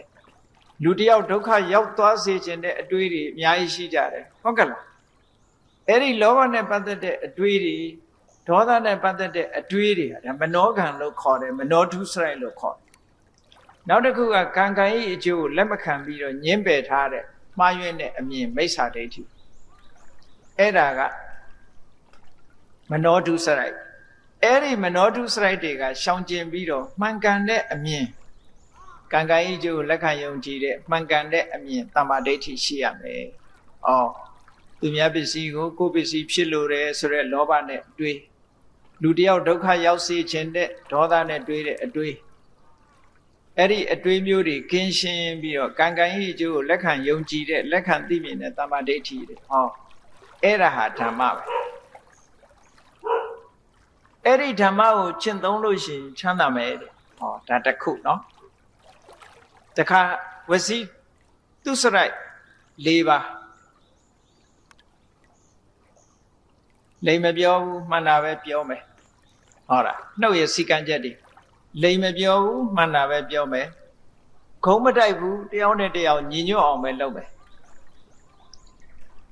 ရိုင်းပြတဲ့စကားကိုမပြောဘူးချိုတာတဲ့စကားကိုပြောမယ်ယဉ်ကျေးကျေးပြောမယ်အကျိုးမရှိတဲ့တန်ဖိုးမရှိတဲ့စကားတွေကိုမပြောဘူးအကျိုးရှိပြီးတန်ဖိုးရှိတဲ့စကားမျိုးကိုသာပြောမယ်အဲ့ဒါကမနောထုစရိုက်မနောတုစရိုက်၄ပါးလို့ခေါ်တယ်အဲ့ဒါဓမ္မမနောထုစရိုက်ကအဋ္ဌမဓမ္မနဲ့အဋ္ဌမကို꿰ဖို့လိုတယ်ဟုတ်ကဲ့လားမနောတုစရိုက်၄ပါးသည်ကာယဝစီတုစရိုက်၄ပါးသည်ဓမ္မဝစီတုစရိုက်၄ပါးသည်အဋ္ဌမဓမ္မကိုကျင့်သုံးပါလို့ဒီလိုပြောလောကလူတွေကကြည့်လေကိုယ်နှုတ်ကလေးကိုမထိန်နိုင်ဘူးမထိန်နိုင်တော့အမှန်ပြောရမယ်ဆိုတာဘာပြောတော့လိန်ပြောတယ်ဟုတ်ကဲ့လားတယောက်နဲ့တယောက်ညီညွတ်အောင်စိတ်ဆက်ပြီးတော့ပေးရမယ်အစားဘာဖြစ်လို့မတက်အောင်လုပ်တယ်ချိုးချိုးသားသားပြောရမယ်အစားရိုင်းရိုင်းဆိုင်ဆိုင်ပြောတယ်ယဉ်ကျေးကျေးမပြောဘူးရိုင်းရိုင်းဆိုင်ဆိုင်ပြောတယ်အကျိုးမဲ့တဲ့အဖြစ်အတင်းအဖြစ်နေပြောတယ်ဆိုတော့လူတွေရဲ့နှုတ်နဲ့မကောင်းမှုအကုသိုလ်တွေအတ္တမတွေကိုလေ့ကျင့်ပြီးတော့နေကြတယ်အဲ့ဒီလိုနှုတ်နဲ့အတ္တမတွေကိုကျင့်သုံးလို့ရှိရင်ချမ်းသာဒုက္ခဝေးလိမ့်မယ်တဲ့ဒါကြောင့်မို့ဓမ္မကိုကျင့်သုံးပါလို့ဒီလိုဟောတယ်နော်နောက်ကာယထုစရိုက်နဲ့ကာယတုစရိုက်၃ပါးသူများတဲ့တတ်တာသူများဥစ္စာခိုးတာသူများဥစ္စာကိုမတရားနည်းနဲ့ရယူတာကာမဂုဏ်အာယုန်ကိစ္စတွေမှာကာမကိစ္စတွေမှာဓမ္မနဲ့ဆန့်ကျင်ပြီးတော့မှားမှားယွင်းယွင်းကျင့်သုံးတာလို့အဲ့ဒါကအဓမ္မသူများအသက်ကတတ်ခြင်းမှရှောင်ကျင်တယ်သူများဥစ္စာရယူခြင်းမှရှောင်ကျင်တယ်ကာမကိစ္စတွေမှာမှားမှားယွင်းယွင်းပြုလုပ်ခြင်းမှရှောင်ကျင်တယ်ဒါကဓမ္မပေါင်းလိုက်တဲ့အခါကျတော့အဓမ္မကအကုသလကာမပဋ္ဌတရား10ပါးတဲ့ဓမ္မကကုသလကာမပဋ္ဌတရား10ပါးလောကမှာဒါပဲကျင့်စရာရှိတယ်ကိုလျှောက်နေတာဟာဓမ္မလမ်းကြောင်းပေါ်လျှောက်သလားအဓမ္မလမ်းကြောင်းပေါ်လျှောက်သလားကိုယ့်ကိုသိလားမသိဘူးလားသိတယ်ဟုတ်ကလားကိုလျှောက်နေတဲ့လမ်းကြောင်းကိုကြည့်လိုက်လို့ရှိရင်ကြည့်လေမြတ်စွာဘုရားကအာလောကကြီးကမေးတယ်ဘာကိုကျင့်သုံးရင်ချမ်းသာနိုင်တယ်လဲဆိုတော့မြတ်စွာဘုရားဓမ္မကိုကျင့်သုံးရင်ချမ်းသာနိုင်တယ်ဓမ္မကိုကျင့်သုံးရင်ချမ်းသာနိုင်တယ်ဆိုတာဘာပြောတော့သူများတတ်တဲ့တတ်ခြင်းမှာရှောင်ရမယ်သူများဥစ္စာခိုးခြင်းမှာရှောင်ရမယ်သူတော်ဘာသာများကျူးလွန်စော်ကားခြင်းမှာရှောင်ရမယ် ကိုတိလက်ရောက်ရှောင်တဲ့အတူနှုတ်နဲ့ပတ်သက်ပြီးလိန်ပြောတာရှောင်ရမယ်မှန်တာကိုပဲပြောရမယ်ဂုံးတိုက်တာရှောင်ရမယ်တယောက်နဲ့တယောက်ညီညွတ်အောင်သာဟောပြောပေးရမယ်ကြမ်းတမ်းတဲ့စကားပြောတာရှောင်ရမယ်ယဉ်ကျေးသိမ်မွေ့စွာပြောရမယ်အကျိုးမဲ့တဲ့စကားပြောတာတွေရှောင်ရမယ်အကျိုးရှိတာကိုသာပြောရမယ်ဟောဝစီသူစိုက်သူများပစ္စည်းကိုရလိုမှုလောဘနဲ့မတွေးနဲ့သူများပစ္စည်းစေလိုမှုဒေါသနဲ့မတွေးနဲ့ကံကံရဲ့အကျိုးကိုလက်ခံသိမြင်ကံဆိုတာရှိတယ်ကံရဲ့အကျိုးဆိုတာရှိတယ်လက်ခံသိမြင်ရအဲ့ဒီအတိုင်းလိုက်နာကျင့်သုံးမယ်ဆိုရင်ဒါဓမ္မ practice ပဲဟုတ်ကလားဒါကိုပြောတာဓမ္မောသူစိန်တော့ဒုက္ခမဝေတိဓမ္မကိုကျင့်သုံးလို့ရှိရင်ချမ်းသာဒုက္ခရပါတယ်သို့သောလောကလူတွေကထင်နေတာအဓမ္မကိုကျင့်သုံးရင်လောကချမ်းသာတယ်လို့ထင်နေကြတာအထင်အမြင်ကအဲ့ဒါလိုဖြစ်နေတယ်ဟုတ်ကလားဒါကြောင့်မို့လို့ तू လည်းကောင်းတယ်ထင်လို့လုပ်တာပဲလေဟိုနာချင်းလိန်သွားပြန်ပြီဒီနာလိန်သွားပြန်ပြီဟိုဒုက္ခရောက်ဖို့တွေကြီးပဲဒါတွေကအကုန်လုံးဟုတ်ကလားဟိုနာချင်းတတ်သွားပြန်ပြီဒီနာချင်းတတ်သွားပြန်ပြီဒါဒုက္ခရောက်မဲ့ကိစ္စတွေကြီးပဲအကုန်လုံးအဲ့ဒါကြောင့်မို့လို့ချမ်းသာဖို့အတွက်ကဓမ္မကိုကျင့်သုံးဓမ္မကိုကျင့်သုံးလို့ရှိရင်ကိုယ်လည်းချမ်းသာတယ်ပတ်ဝန်းကျင်ရောချမ်းသာတယ်နှစ်ဦးနှစ်ဝါချမ်းသာတာဒါကြောင့်မို့မြတ်စွာဘုရားကဒီအဖြေကိုဖြုတ်လိုက်တာဘာလို့ရင်ချမ်းသာမလဲဆိုတဲ့ဘဝအရေးမှာတရားချစ်ခင်သူတော်စင်ပြိဿတ်တို့ကုသလကမ္မပဋ္ဌတရားလို့ဆိုတဲ့ဒီဓမ္မကိုကျင့်သုံးရင်ချမ်းသာတယ်လို့ဒီလိုမှတ်ရကဲဒီတဲ့အဆင့်မျက်နှာကြည့်လိုက်မယ်ဆိုရင်ဒါနသည်ဓမ္မသီလသည်ဓမ္မဘာဝနာသည်ဓမ္မဒါနကောင်းမှုပြုရင်ဒါနကုသိုလ်သီလဆောက်တည်လို့ရှိရင်သီလကုသိုလ်သမထကျင့်စဉ်ဝိပဿနာကျင့်စဉ်ကိုကျင့်မယ်ဆိုလို့ရှိရင်ဘာဝနာကုသိုလ်အဲ့ဒီကုသလဓမ္မတွေကျင့်သုံးရင်ရောမချမ်းသာဘူးလားဆိုချမ်းသာတယ်ချမ်းသာခြင်းရဲ့အကြောင်းပဲဒါကိုဖြေတာကိုဘဝအရေးမှာကိုလျှောက်နေတာဒီလမ်းဟုတ်ကလားကိုယ့်ဘာကိုဆန်းစစ်ရမယ်နော်ကဲနောက်တော့မေးခွန်းတစ်ခုကမေးတယ်ဒီမေးခွန်းတွေကိုမြတ်စွာဘုရားကတစ်ခုစီဖြေသွားတော့သူလည်းကျေနပ်သွားပြီဆက်မေးတယ်ဘာမေးတော့ဆိုရင်ကိတုတာဓုတတံတာဓုတရံရတနာအရသာတွေထဲမှာအကောင်းဆုံးရတာပါလေကဲဒီအဖြေလေးကိုစဉ်းစားကြည့်လိုက်လောကလူတွေကိုဒီအမေးမေးလို့ရှိရင်ဝက်သားကြိုက်တဲ့လူကဝက်သားလို့မပြောပေဘူးလားအဲကြောင့်ဗမာစကားတော်ဆိုသေးနော်အတိတရက်တဲ့အသားဝက်ဟုတ်ကလားတရသီးကြိုက်တဲ့လူကထည့်ပြီးတော့ပြောတာကောင်းတယ်လို့အရသာရှိဆုံးလို့ဒီလိုထင်ကြ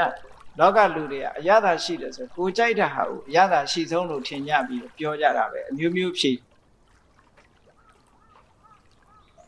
အဲ့ဒီကောင်းတယ်ဆိုတဲ့အရသာတွေဟာကန့်တတ်နေကြီးပဲအကုန်ကဲဝက်သားကြိုက်တဲ့လူတွေကိုနေတိုင်းဝက်သားကြီးချက်ကျွေးလို့ရှင် तू စားနိုင်မလားမစားနိုင်ဘူးလားကိုယ့်အကိုပဲစဉ်းစားကြည့်ကောင်းတယ်ဆိုတဲ့အရသာကိုနေတိုင်းကျွေးမယ်ဒါကြီးကျွေးပဲဒီပုဂ္ဂိုလ်ကမစားနိုင်တော့ဘူးအဲ့တော့မြတ်စွာဘုရားရဲ့အဖြေကလောကလူတွေရဲ့မဖြေနိုင်တဲ့အဖြေမျိုးမသိနိုင်တဲ့အဖြေမျိုးကိုဖြေထားတယ်မှန်လဲလုံးဝမှန်တဲ့အဖြေမျိုးမြတ်စွာဘုရားကသစ္ဆံတာဓုတရံရတနာလောကမှာအကောင်းဆုံးအရာသာသစ္စာပဲမှန်တာကိုပြောတဲ့သစ္စာစကားဘာဖြစ်လို့ကောင်းတဲ့အရာသာပြောတာတော့လို့ဆိုလောကလူတွေဟာမှန်တဲ့စကားကိုပြောနေလို့ရှိရင်နွယ်မြက်သက်ပင်တောင်ဆေးဘက်ဝင်နေဆိုမဟုတ်လားဝစီသစ္စာနဲ့ပြောရင်အရာခတ်သိမ်းကိုအကုန်အောင်မြင်နိုင်တယ်ဒါကြောင့်မလို့သူလို့ကောင်းတဲ့အရာသာဘယ်တော့မှဤမသွားဘူးဝက်သားစားရင်ဤသွားမယ်အချိုတွေစားရင်လည်းဤသွားမယ်အချင်းတွေလည်းကြာရှည်မစားနိုင်ဘူးဒီပြင်အရာသာတွေကအတိုင်းတာအကန့်အသတ်နဲ့ကြီးပဲမှန်တဲ့စကားဟာအကျင့်တရားပြောလေအရသာမပြတ်ဘူးဟုတ်ကဲ့အကျင့်တရားပြောလေရသာမပြတ်ဘူးရလာတဲ့အကျိုးကလည်းပဲအမြဲတမ်းကြီးပါတယ်လူသားကိုမဆိုထားပြီ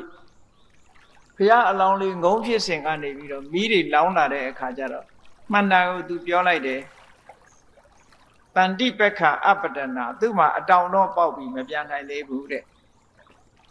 တန်တိပါဒအဝေဇနာခြေတော့တော်ရှိတယ်လမ်းမလျှောက်နိုင်သေးဘူးတဲ့မာတာပိတာစနိခန္ဓာအမေရိဖေတွေကလည်းထွက်ပြေးကုန်ကြပြီ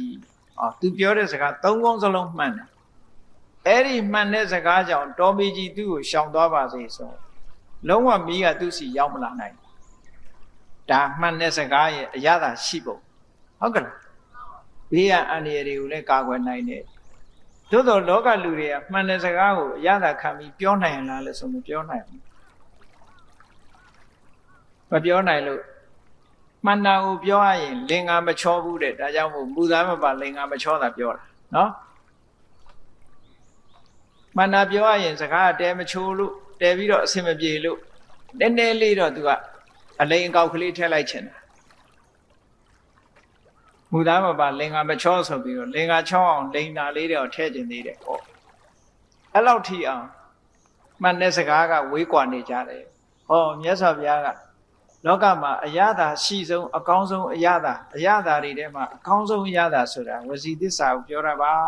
တဲ့မှန်ပြောတာဟာအရသာရှိဆုံးပဲဘယ်တော့မှလည်းဤမသွားဘူးတဲ့အမှန်ပြောရသည့်အတွက်ကြောင့်ဤမသွားဘူးဒါပေမဲ့လိန်တတ်တဲ့ပုဂ္ဂိုလ်တွေကတော့အမှန်ပြောကြမှာမဟုတ်ဘူးเนาะဟောဘဝအရေးမှာဒါဖြင့်တို့တွေဟာအကောင်းဆုံးသောအရသာကိုစားဖို့လိုအပ်နေတယ်ဘာတော့ဆိုရင်မှန်ကန်တဲ့စကားမှန်ကန်တဲ့စကားကိုပြောပြီးတော့သစ္စာဆုံးမဲ့ဆိုရင်ကိုလိုချင်တာတွေလုပ်လို့ရပါတယ်စမ်းကြည့်ပေါ့မဟုတ်တာတော့မပါစေနဲ့လင်္ကာချောအောင်တော့သွားမထည့်နဲ့နော်လင်္ကာချောအောင်တော့မထည့်နဲ့ဆိုပါစို့ဘုရားရှိခိုးကမှပြင်းတဲ့လူကလည်းဆိုလို့ရတယ်ကျွန်ုပ်ဒီနေ့စဉ်နဲ့မြတ်ဘုရားရှိခိုးကမှအလွန်ပြင်းပါတယ်ဘယ်တော့မှလည်းဘုရားရှိမခိုးပါဘူးဒီမှန်သောစကားကိုဆိုရတော့ကြောင်းဆိုရတယ်တခုခုလိုချင်တာကိုပြောဟုတ်ကဲ့လားစွမ်းအားတတ္တိပြည့်လာတဲ့နေ့မှာအောင်မြင်လာမှာပဲတခုမဟုတ်တာလှုပ်တာလည်းပဲမဟုတ်တာလှုပ်တာကို तू ကသစ္စာဆိုလို့ရသစ္စာဆိုတာမှန်တာကိုပြောတာအေးဒါကြောင့်မို့လို့သစ္စာဆိုတဲ့စကားတစ်ခုဟာအင်မတန်မှအရသာရှိတဲ့ဟာအရာတစ်ခုဖြစ်တယ်လို့မြတ်စွာဘုရားကဒီမှာဖြေနောက်တစ်ခုမေးခွန်းတစ်ခုကဘာတော့ तू ကဆက်မေးတယ်အရှင်ဘုရားတဲ့လောကလူတွေကဘဝအသက်ရှိဖို့အတွက်ဤမျိုးနဲ့အသက်ရှင်နေကြတယ်ဘာနဲ့အသက်ရှင်ရင်အကောင်းဆုံးဖြစ်မလဲဘာနဲ့အသက်ရှင်ရမလဲလူတွေကတော့မျိုးပေါ့အဖြေထွက်ကြမှာပေါ့ထမင်းစားပြီးအသက်ရှင်တဲ့လူရှိတယ်အလောက်ကိုင်းအမျိုးနဲ့အသက်ရှင်ကြတာရှိတယ်ဝန်တန်းအလုပ်မျိုးစုံနဲ့အသက်ရှင်ကြတာရှိတယ်အဲ့ဒါလို့အသက်မွေးအသက်ရှင်ဖို့လုပ်ငန်းတွေအများကြီးထဲမှာဘာနဲ့အသက်ရှင်တာအကောင်းဆုံးလို့ဆိုရင်မြတ်စွာဘုရားကဖြေတယ်ပညာဇီဝေဇီဝိတမဟုတ္တိအသက်ရှင်ဖို့အသက်မွေးနေတဲ့ထဲမှာပညာနဲ့အသက်ရှင်တာအကောင်းဆုံးပဲအသိပညာနဲ့အသက်ရှင်တာအကောင်းဆုံးလို့ဆိုလောကမှာအကောင်းဆုံးအကြောင်းကျိုးမှမသိတဲ့ပုဂ္ဂိုလ်ဘဝတယောက်ရဲ့အသက်ရှင်နေမှုဟာတန်ဖိုးမရှိပါဘူးဟုတ်ကဲ့အရာရာအကောင်းတဲ့အဆိုအကြောင်းနဲ့အကျိုးခွဲခြားသိပြီးတော့ထိုအသိပညာနဲ့အသက်ရှင်တဲ့ပုဂ္ဂိုလ်ကမှတကယ်ကောင်းမြတ်ဆုံးအသက်ရှင်ဆိုလိုတာကတော့လူဘဝရလာလို့လူဖြစ်လာလို့ရှိရင်ပညာရှိပါစေပညာဆိုတာအခုခေတ်ပြောတဲ့သင်ထားတဲ့အတတ်ပညာတွေကိုပြောတာမဟုတ်ဘူးเนาะအကြောင်းနဲ့အကျိုးအကောင်းနဲ့အဆိုခွဲခြားသိတတ်တဲ့အသိဉာဏ်ကိုပြောတာအဲ့ဒီအသိဉာဏ်တွေရဖို့ရဆိုတာပညာသင်ရတယ်ပေါ့သိထားတဲ့ပညာပေါ်မှာထပ်ဆင့်ပြီးတော့စဉ်းစားတတ်တဲ့အသိဉာဏ်မျိုးဟာအမတန်မှအရေးကြီးတယ်ဒီတဲ့အစင်းမြင့်လာလို့ရှိရင်လည်းကြည့်မြတ်စွာဘုရားသခင်ကိုယ်တော်မြတ်ကဟောထားတယ်လေသင်္ခါရတရားတွေရဲ့သဘာဝကိုမသိပဲနဲ့အနှစ်တရာအသက်ရှည်ရတာဟာတဲ့သင်္ခါရတရားတွေရဲ့သဘာဝကိုသိတဲ့အသိဉာဏ်နဲ့တနေ့တာအသက်ရှင်ရတာကပိုကောင်းတယ်ဟိုဟာကမကောင်းဘူးအနှစ်တရာအသက်ရှိနေပြီမဲ့လို့အသိဉာဏ်ကင်းမဲ့ပြီးတော့အသက်ရှင်မယ်ဆိုရင်အနှစ်တရာဒီအသိဉာဏ်နဲ့အသက်ရှင်ရတဲ့တနေ့တာလောက်တန်ဖိုးမရှိဘူးလို့ဒီလိုခေါ်တာအဲ့ဒါကြောင့်မို့လို့ အသိပညာဆိုတဲ့နေရာမှာလောကီပညာပဲဖြစ်စေလောကုတ္တရာပညာပဲဖြစ်စေအကြောင်းကျိုးအကောင်းဆိုးကိုသိပြီးတော့လူဘဝရဲ့ကိုယ်ဘဝလမ်းကြောင်းကိုရှောက်လန်းဖို့ရကိုယ့်ကိုယ်ဆုံးဖြတ်နိုင်စွမ်းရှိတဲ့အသိဉာဏ်အနည်းဆုံးရှိဖို့လိုအပ်တယ်တဲ့ဒီတဲ့အစင်းမြင့်လာလို့ရှိရင်ဝိပဿနာပညာတို့မဲ့ပညာတို့ဒါတွေရှိရမှာပေါ့ဟုတ်ကဲ့လားအဲ့ဒီအစင်းမြင့်တဲ့ဓမ္မပညာတွေထိအောင်ရှိရအဲ့တော့လောကမှာပညာမဲ့တို့ရဲ့အသက်ရှင်မှုဒီလုံးဝတန်ဖိုးမရှိတဲ့ပညာရှိနဲ့အသက်ရှင်ရတာလားတန်ဖိုးရှိတယ်။ဩပညာရှိပြီဆိုလို့ရှိရင်ဘဝအရေးလဲစိတ်မအေးရပဲဘူးလား။စိတ်အေးရတယ်။ကြည့်အာလဝကကြီးကမေးတဲ့မေးခွန်းတွေကိုမြတ်စွာဘုရားဖြေလိုက်တယ်ဒီလို။ကဲကောင်းပြီလောကကြီးမှာလူတွေအတွက်အမတန်အသုံးဝင်တဲ့မေးခွန်းနဲ့အဖြေတွေနောက်တစ်ခုကလူလောကလူရလို့ဖြစ်လာတဲ့ဘဝခရီးလျှောက်လန်းလာပြီဆိုတဲ့အခါမှာအခက်အခဲတွေဖြတ်ကျော်ရတာမရှိဘူးလားရှိအခက်အခဲတွေကိုဖြတ်ကျော်ရမယ်ဆိုရင်ဘာနဲ့ဖြတ်ကျော်မလဲဘာရှိဖို့လိုလဲဒါအဲ့ဒီမိကုံးလေးကိုထပ်မေးလာဆိုပါစို့ကိုသွားမဲ့လမ်းမှာတောင်ကြရည်တွေတသင်သင်စီးနေတယ်အဲ့ဒီတောင်ကြရည်တွေကိုဩဃလို့ခေါ်တယ်ဝဲဩဃကြီးအမတန်မှပြင်းထန်တဲ့အဟုန်နဲ့စီးနေတာအဲ့ဒါကိုဖြတ်ကူးဖို့ဆိုတာအမတန်မှခဲရင်တယ်အဲ့ဒါလို့လောကမှာရှိတဲ့အခက်အခဲတွေကိုဖြတ်ကျော်ဖို့အတွက်ဘာလို့လဲဆိုရင်မြတ်စွာဘုရားကဘာနဲ့ဖြတ်ရမလို့လို့အဲ့ဒီအခက်အခဲကိုကျော်လွှားဖို့ဘာလို့တော့ဆိုရင်မြတ်စွာဘုရားကယုံကြည်ချက်လိုတယ်တဲ့ဟောတတ်တာဒီနေရာမှာတစ်ခါဖြတ်ဟောနော်ယုံကြည်ချက်မရှိဘူးဆိုလို့ရှိရင်ဘဝမှာအခက်အခဲပေါင်းမြောက်များစွာကိုသူဖြတ်ကျော်နိုင်မှာမလားကျော်နိုင်မှုဘဝရဲ့အခက်အခဲတွေဩဃတွေကိုပြောမယ်ဆိုရင်ဘဝရဲ့အခက်အခဲတွေကိုပြောပြမယ်ဆိုလို့ရှိရင်ကြည့်ဘလောက်ခက်ခဲလဲဆိုရင်ကာမဂုဏ်အာယုန်ထဲမှာစိတ်ဝင်စားနေတဲ့လောဘဆိုတာအင်မတန်ကြီးမားတဲ့အရှိန်အဟုန်နဲ့မိမိတဏ္ဍာကိုဖြစ်နေဒါကိုစွန့်ပယ်တယ်ဆိုတာဖြတ်ကျော်တာပဲသူ့ကိုစွန့်ဖို့လွယ်ရလားမလွယ်ဘူးကာမဂုဏ်အာယုန်စိတ်တွေကိုစွန့်ပယ်ပြီးတော့တစ်ဖက်ကန်းကိုရောက်အောင်သွားဖို့ဆိုတာသိခဲနေဒါလည်းဩဃတစ်ခုပဲ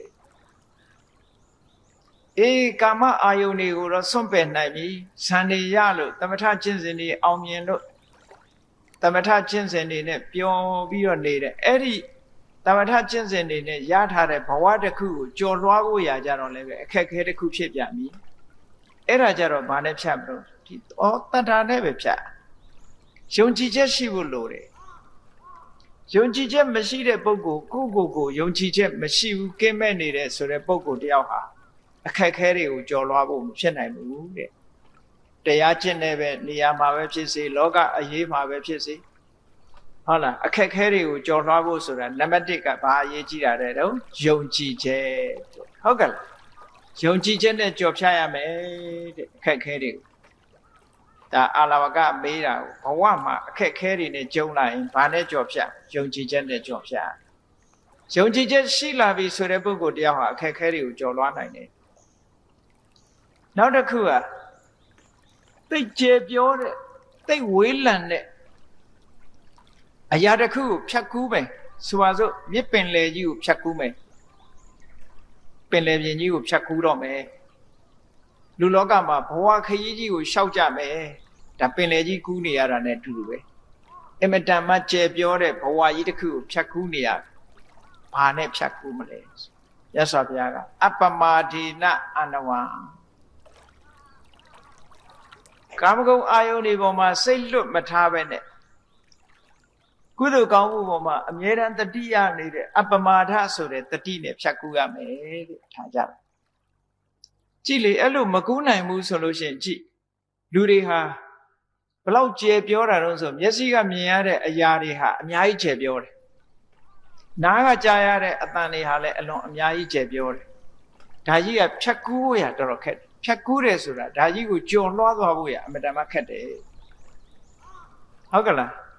မျက်စိနဲ့မြင်ပြီးတော့ပျော်ရွှင်မှုကြီးကိုဖြတ်ကျော်ဖို့ခက်တယ်နားကအတန်ကြားပြီးတော့ตาရတဲ့အတန်တွေပေါ်မှာပျော်မြူးနေတာကိုဖြတ်ကျော်ဖို့ရခက်တယ်လျှာကအရသာခံနေတာတို့နှာခေါင်းကမွေးကြိုင်တဲ့အနံ့ပေါ်မှာပျော်ရွှင်နေတာတို့ခန္ဓာကိုယ်ကနေပြီးတော့ထိတွေ့ပြီးတော့ အရာတွေပေါ်မှာပျော်ရွှင်မှုတွေဆိုတာဒါတွေကိုဖြတ်ကျော်ဖို့ဆိုတာအလွန်တရာအာယုံ၅ပါးကာမဂုဏ်တရားတွေကဖြတ်ကျော်သွားဖို့အမတန်မှခဲရင်နဲ့ကျေပြောနေတယ်အဲ့ဒါတွေကိုဖြတ်ကျော်ခြင်းလို့ရှိရင်တတိကြီးစွာထားပြီးဖြတ်ကျော်ရမယ်ဟောတတိကိုတိဆောက်တယ်ဆိုတာကြည့်လေတတိပဋ္ဌာန်တရားပွားတဲ့အခါမှာလူတွေဟာဘလောက်တတိမိတ္တတလဲဆိုတာတတိပဋ္ဌာန်တရားပွားပြီးတော့ကြည့်တဲ့အခါမှာကိုယ်နှာခေါင်းကအမြဲတမ်းလေးထွက်နေတာကိုပဲအစင်ထာဝရထွက်တိုင်းသိဖို့ဆိုတဲ့အသိရှိရတာမရှိဘူးเนาะမေ့သွားတာလေးကြီးပဲများကိုဘာလုပ်နေတယ်ဆိုတာမေ့လူတွေကတော့ကိုယ့်ကိုယ်တတိရှိတယ်လို့ထင်ကြတယ်သို့တော့လူတွေရဲ့လုပ်နေတာနဲ့တွေးနေတာနဲ့တခြားစီဥမာပဲလူကတော့ထိုင်းနေတယ်ဘယ်ရောက်နေတော့စိတ်ကတခြားရောက်လူကတော့အိတ်နေတယ်စိတ်ကတခြားရောက်အဲ့ဒါဟာမေ့နေတယ်လို့ခေါ်တယ်နော်ဒါပေမဲ့လူတွေကအဲ့ဒါကိုမေ့နေတယ်လို့မထင်ဘူးအတိရှိနေတယ်လို့ပဲထင်ကိုထိုင်းနေတာဆိုတာထိုင်းနေတယ်လို့မသိဘူးလေအိတ်နေရင်လည်းအိတ်နေတယ်လို့မသိဘူးသွားနေရင်လည်းသွားနေတယ်လို့မသိဘူးဘာလို့လဲစိတ်ကတနေရာရောက်နေတယ်လေအများတာဘာနဲ့ဥပမာတူတော့ဆိုလို့ရှိရင်အိမ်ကတကားဖွင့်ပြခဲ့ပြီးတော့သွားကြံသွားနေတာနဲ့မတူဘူးလားကိုယ်ခန္ဓာကိုယ်ထဲမှာစိတ်မရှိဘူးတခြားရောက်နေတယ်အဲ့ဒါကြောင့်မို့လို့ဒီအမတန်ကျေပြောတဲ့ဘဝခရီးကြီးကိုဖြတ်ကူးတဲ့နေရာကိုဘာလုံနေတယ်ဆိုတဲ့ပုံမှာထားနိုင်တဲ့တတိဟာအမတန်မှအရေးပါတယ်လို့ဆိုပြီးမြတ်စွာဘုရားတောင်းဖြေ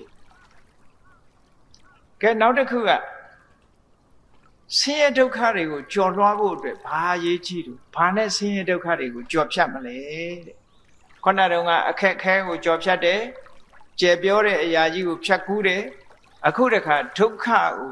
ဘာနဲ့ဖယ်ရှားနိုင်တုံးဆိုရင်ဝိရိယတဲ့မြတ်စွာဘုရားကျိုးပန်းအထုံးမှုဖြင့်သာလဲဆင်းရဲဒုက္ခကိုဖယ်ရှားပြနိုင်တယ်ဒါဆင်းရဲမှုတွေကိုဆင်းရဲမှုတန်တရားကိုကျော်လွှားခြင်းလို့ရှိရင်ကြိုးစားကြရမှာပေါ့ဒါပြောတာပေါ့ဟုတ်ကဲ့လားမကြိုးစားဘဲနဲ့ဆင်းရဲမှုတန်တရားကြီးကနေမလွတ်မြောက်နိုင်ဘူးဒါကြောင့်မို့လွတ်မြောက်ဖို့ရအတွက်ဝိရိယနဲ့ကြိုးစားအထောက်ကြရမယ်ဒါဖြင့်လောကလူတွေရဲ့စိတ်ဟာဖြူစင်သွားအောင်ဘာနဲ့လုပ်ရမလို့ဆိုမြတ်စွာဘုရားကပညာယပရိသုတ်စတိပညာဖြင့်ပဲဆေးကြောလို့ရမယ်လူတွေရဲ့စိတ်ကဲပညာနဲ့ဆေးကြောတယ်ဆိုရင်ကိုယ်စိတ်ထဲမှာကြည့်လေနာနဲ့မိုးတော့အလင်းရောက်လို့မျက်စိလေးနှလုံးပွင့်လာတဲ့အချိန်ကနေစပြီးတော့ကိုယ်စိတ်ကို check in လုပ်ဘာတွေတွေးနေလဲကိုယ်စိတ်ထဲမှာလောဘရှိနေလားဒေါသရှိနေသလားမောဟရှိနေသလားစိတ်ရဲ့အညစ်အကြေးတွေရှိသလားအာယုန်နဲ့တွေ့ရင်စိတ်ဟာအညစ်အကြေးတွေနဲ့ရှိနေသလားဆိုတာကိုယ့်အကို check in လုပ်ရအောင်လုပ်တဲ့အခါကျတော့ဉာဏ်မရှိရင်သိပါမလားမသိဘူးတဲ့စိတ်ရဲ့အညစ်အကြေးကြည့်နော်ကိုဝတ်တဲ့အဝတ်မှာတော့ပေးတယ်ဆိုရင်မသိဘူးလားသိတယ်စိတ်မှာလည်းပဲအဲ့ဒါညစ်ပေလာရင်သိရမသိရင်ဒီညစ်ပေမှုကိုဖယ်ရှားနိုင်မှာမဟုတ်ဘူးအဲ့ဒါကြောင့်မို့လို့စိတ်ရဲ့အညစ်အကြေးကိုသိဖို့ရအတွက်ပညာလိုအပ်တယ်ပညာနဲ့သာလျှင်စိတ်ရဲ့အညစ်အကြေးတွေကိုဖယ်ရှားပြနိုင်ပါတယ်ဒါကြောင့်မို့သိအောင်ကြိုးစားရမယ်လို့ဒီလိုပြောတယ်ကိုယ်စိတ်လေးဖြူစင်ဖို့အရာစကားပြောရင်တော့လွယ်တာပေါ့စိတ်ဖြူစင်အောင်ထားဖြူစင်အောင်ထားဆိုတာဘယ်ဟာကဖြူစင်တာတော့ဘယ်ဟာမဲတာတော့မှမသိရင်ဘယ်လိုလုပ်ဖြူစင်အောင်ထားမလဲမသိနိုင်ဘူးဟုတ်ကဲ့လားဖြူစင်တာကိုမဲတယ်ထင်နေတယ်မဲတာကိုဖြူတယ်ထင်နေလို့ရှိရင်ဘယ်လိုလုပ်ဖြူစင်အောင်လုပ်လို့ရအောင်နော်အေးဒါကြောင့်မို့လို့မြတ်စွာဘုရားကဒီမေခွန်းတွေကိုဒီလိုဖြေလိုက်တာအဲ့ဒါလိုဖြေလိုက်တော့နောက်ထပ်မေခွန်းတွေဆက်ပြီးတော့တက်လာတယ်အလဝကကြီးကမေခွန်းတွေတစ်ခုပြီးတစ်ခုမေးတာ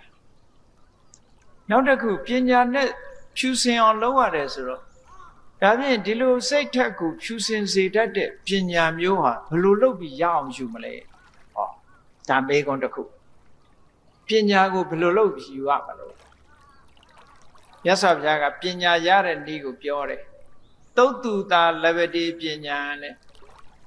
နားလဲခြင်းနဲ့စိတ်နားထောင်ခြင်းနဲ့စိတ်နားထောင်ခြင်းနဲ့ဆန္ဒရှိရင်ပညာရပါတယ်။ဩကြည့်လေတရားပွဲလာတရားနာတယ်ဆိုပညာမရဘူးလား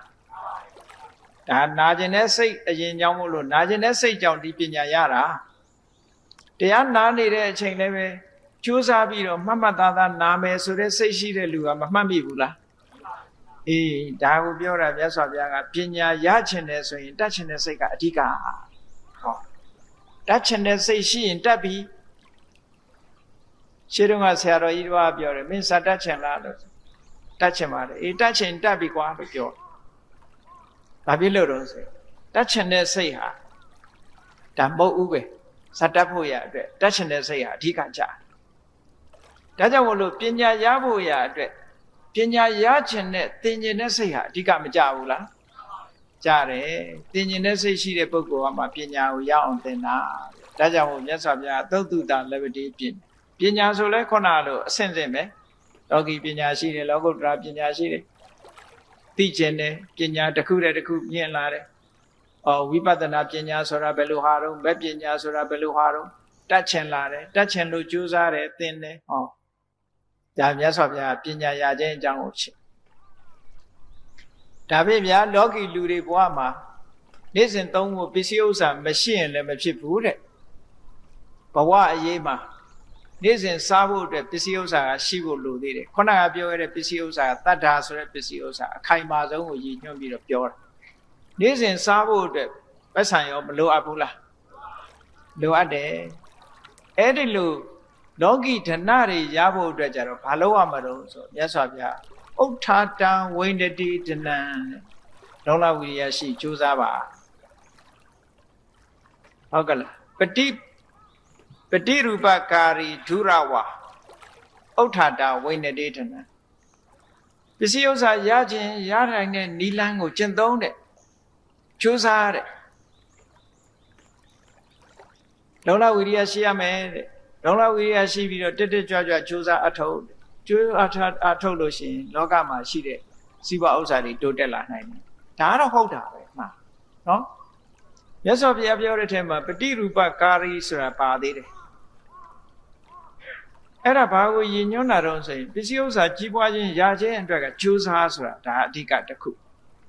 အဲ့ဒီကြိုးစားဆိုတဲ့ထဲမှာဘာတွေပါတော့လို့ဆိုသုတ်တန်တစ်ခုပါမြတ်စွာဘုရားဤပညာကျွမ်းကျင်မှုလုပ်ငန်းကျွမ်းကျင်မှုပါရမယ်ဇွဲကောင်းမှုပါရမယ်ဤပညာပါရသုံးခုကြိုးစားတိုင်းလည်းရကြမှာရမယ်လေတာမန်ကြိုးစားပြီးတော့ဤပညာမပါရင်အောင်မြင်မှာမလားလုပ်ငန်းမကျွမ်းကျင်ရောအောင်မြင်မှာမလားမအောင်မြင်ဘူးအဲ့ဒါကြောင့်မို့လို့ကြိုးစားဆိုတဲ့ထဲမှာလုပ်ငန်းကျွမ်းကျင်မှုရဲ့ဇွဲကောင်းမှုရဲ့ဤပညာရဲ့ခုခေတ်လိုပြောလို့ရှိရင်ဒါမှမဟုတ် technology ဆိုတာအရေးကြီးတယ်လို့ပြောတယ်နော်ဘုရားလွန်ခဲ့တဲ့နှစ်ပေါင်း2500ရတဲ့ဒါပြောခဲ့ပြီးသားစီးပွားရေးပညာနဲ့ပတ်သက်ပြီးကြိုးစားအထောက်လို့ရှိရင်ပစ္စည်းဥစ္စာရနိုင်တယ်ဒါတစ်ခုနောက်တစ်ခုသူကဆက်မေးတယ်လောကမှာပစ္စည်းဥစ္စာတော့ရှိပါပြီတချို့ကြတော့အကျော်စောမဲ့တယ်ဂုံသတင်းမရှိကြဘူးပေါ့လူဆိုတာပတ်စံရှိုံနဲ့မကဘူးဂုံသတင်းကလည်းမလိုချင်ဘူးလားမဲ့လေလူကြားထဲမှာသူကလည်းနာမည်လေးကထွက်ချင်သေးတာဟုတ်နာမည်လေးကရချင်တယ်လူတိုင်းမှာဟုတ်ကဲ့လားပတ်စံလေးရှိလာရင်နာမည်လေးရချင်လားဒါဖြင့်နာမည်ရချင်လို့ရှိရင်ဘာလို့ရမလို့ဗျာတဲ့ခုဘဝအရေးမှာနာမည်ကလေးနာမည်ကောင်းလေးထွက်ချင်ဘာလို့ရမလို့ဆိုမြတ်စွာဘုရားဖြေတာသစ္စေနခိတ္တိပပောတိတဲ့မင်းမှန်ကန်ဖို့လိုတယ်တဲ့မှန်ကန်ရင်နာမည်ရပါတယ်ဟုတ်ကဲ့လားဘာလို့အမှန်တရားပေါ်မှာယက်တည်ပြီးလုပ်ဖို့လိုတယ်အရာထဲမှာလည်းကြည့်လေဟာဒီလူကလူမှန်းဆိုသူမလေးစားကြဘူးလားလေးစားတယ်ဒီလူကမှန်ကန်တယ်ဘယ်တော့မှမဟုတ်တာမလုပ်ဘူးမှန်ကန်တယ်သမာဓိရှိတယ်ဆိုပြီးဂုံသတင်းကထွက်လာတာပဲလေအရာထဲမှာအနည်းဆုံးဒီဂုံသတင်းကထွက်လာတာဟုတ်ကဲ့လားအဲ့ဒါကြောင့်မို့လို့သစ္စေနာခိတ္တိပပောတိမှန်ကန်လို့ရှိရင်ဒီလူတယောက်ဟာသစ္စာရှိတယ်ဂတိတည်တယ်မှန်ကန်တယ်ဆိုရင်ဒီပုဂ္ဂိုလ်ကကြော်စောလာတာပဲ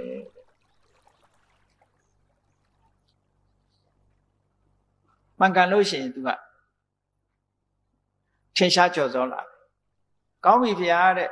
ထင်ရှားကြော်စောလာတဲ့လူဘဝမှာလူတွေကပစ္စည်းလဲရခြင်းတယ်ထင်ပေါ်ကြော်ကြားမှုလဲလိုခြင်းတယ်ထင်ပေါ်ကြော်ကြားပြီးတဲ့အခါတချို့ကအပေါင်းအသင်းမိတ်ဆွေတွေရောမများကြဘူးလားပေါင်းအသင်းမိတ်ဆွေများကြတာမှလူတွေမှာပြောကြတယ်လေတရွာကိုတကြီးဆောက်ဆိုတာတောင်လုပ်သေးတယ်ဟုတ်ကဲ့လားတရွာတကြီးဆောက်ဆိုတာကိုယ်တော်နေလိုက်ဆောက်ခိုင်းတာမဟုတ်ဘူး တရားမှာမိတ်ဆွေတွေရှိရမယ်လို့ပြောတာနော်အဲ့တော့တရားတကြီးဆောက်ဆိုတာလို့မိတ်ဆွေတွေရကျင်တယ်ဆိုရင်ဒါဖြင့်မိတ်ဆွေတွေကိုခိုင်မြဲအောင်မိတ်ဆွေတွေရအောင်ဘယ်လိုလုပ်ရမလို့ဆိုတော့မြတ်စွာဘုရားကဖြေတယ်တဒံမိတ္တာနိခန္တတိတဲ့မိတ်ဆွေတွေများများရအောင်ကတော့ပေးပါတဲ့ပေးတဲ့လူကမိတ်ဆွေများများရတယ်ဟုတ်လားပေးရမယ်နှမျောနေရင်မိတ်ဆွေမရှိဘူးဒါကြောင့်မို့ဗမာစကားပြောကြတယ်လေချွေရန်ဆိုတာချွေနိုင်မှရန်တယ်တဲ့ဟောချွေနိုင်မှရန်တယ်ကိုကပေးနိုင်ကမ်းနိုင်လို့ရှိရင်ကို့မှာမိတ်ဆွေတွေမပေါ်ဘူးလားအဲ့ဒီအဓိပ္ပာယ်ကိုဘုန်းကြီးတို့ကအိန္ဒိယတို့တီဟိုတို့နေတော့ကပိုးသဘောပေါက်သွားတီဟိုမှာနေတော့ကဆိုလို့ရှိရင်ဘုန်းကြီးတို့နိုင်ငံသားဆိုပြီးတော့လာပြီးတော့မိတ်ဆွေဖွဲ့တယ်မိတ်ဆွေဖွဲ့ပြီးဟိုဟာလေးတောင်းတာလေးတောင်းတတ်တယ်သူတို့ဝါသနာအဲ့တော့ကိုကပေးလို့ရှိရင်မိတ်ဆွေတအားပေါ်တာအဲ့ဒီအော်မြတ်စွာဘုရားကအိန္ဒိယတို့တီဟိုတို့ကြည်ပြီးဒါဟောပုံရတယ်လို့ပေးနိုင်လို့ရှိရင်မိတ်ဆွေအလွန်ပေါ်ဟုတ်ရှိတော့ကဗမာပြည်ကတီဟိုကိုအများကြီးလှူခဲ့တယ်တီဟိုနိုင်ငံကိုအများကြီးထောက်ပံ့ခဲ့တယ်ဗမာပြည်အဲ့ဒီတုန်းကဆိုရင်မြန်မာဗမာဆိုရင်သူတို့ကဘုရုမာလို့ခေါ်တယ်ဘုရုမာဆိုရင်မသိတဲ့လူမရှိဘူးဗမာဆိုရင်မသိတဲ့လူမရှိဘူးအခုနောက်ပိုင်းရောက်တဲ့အခါကျတော့မြန်မာပြည်ကသိပ်ပြီးတော့အဲ့ဒီနဲ့အဆက်အသွယ်ပြတ်သွားဆက်သွယ်ပြတ်သွားပြီးတော့ဘသူတွေကလာပြီးတော့အဆက်အသွယ်တွေများလာတော့ဆိုထိုင်းနေရလားအဆက်အသွယ်များပြီးတော့ထိုင်းတွေကလူတွေတန်းတယ်ဆိုဟာထိုင်းပဲသိတယ်ဗမာဆိုသိပ်မသိတော့ကြည်တရံမိတ္တာနိခန္တတိဆိုတာဒါပြောတာနော်ပေးနိုင်ကမ်းနိုင်လို့ရှိရင်မိတ်ဆွေရတယ်တဲ့ဟောမြတ်စွာဘုရားဒီလိုဟောကဲကောင်းပြီဗျာတဲ့နောက်ကြတော့နောက်ဆုံးမေးခွန်းလေးရပါမေးတော့ဆိုရင်နောင်ဘဝအရေးဒီဘဝတော့ဒီလောက်ဆိုရင်လုံလောက်ပြီ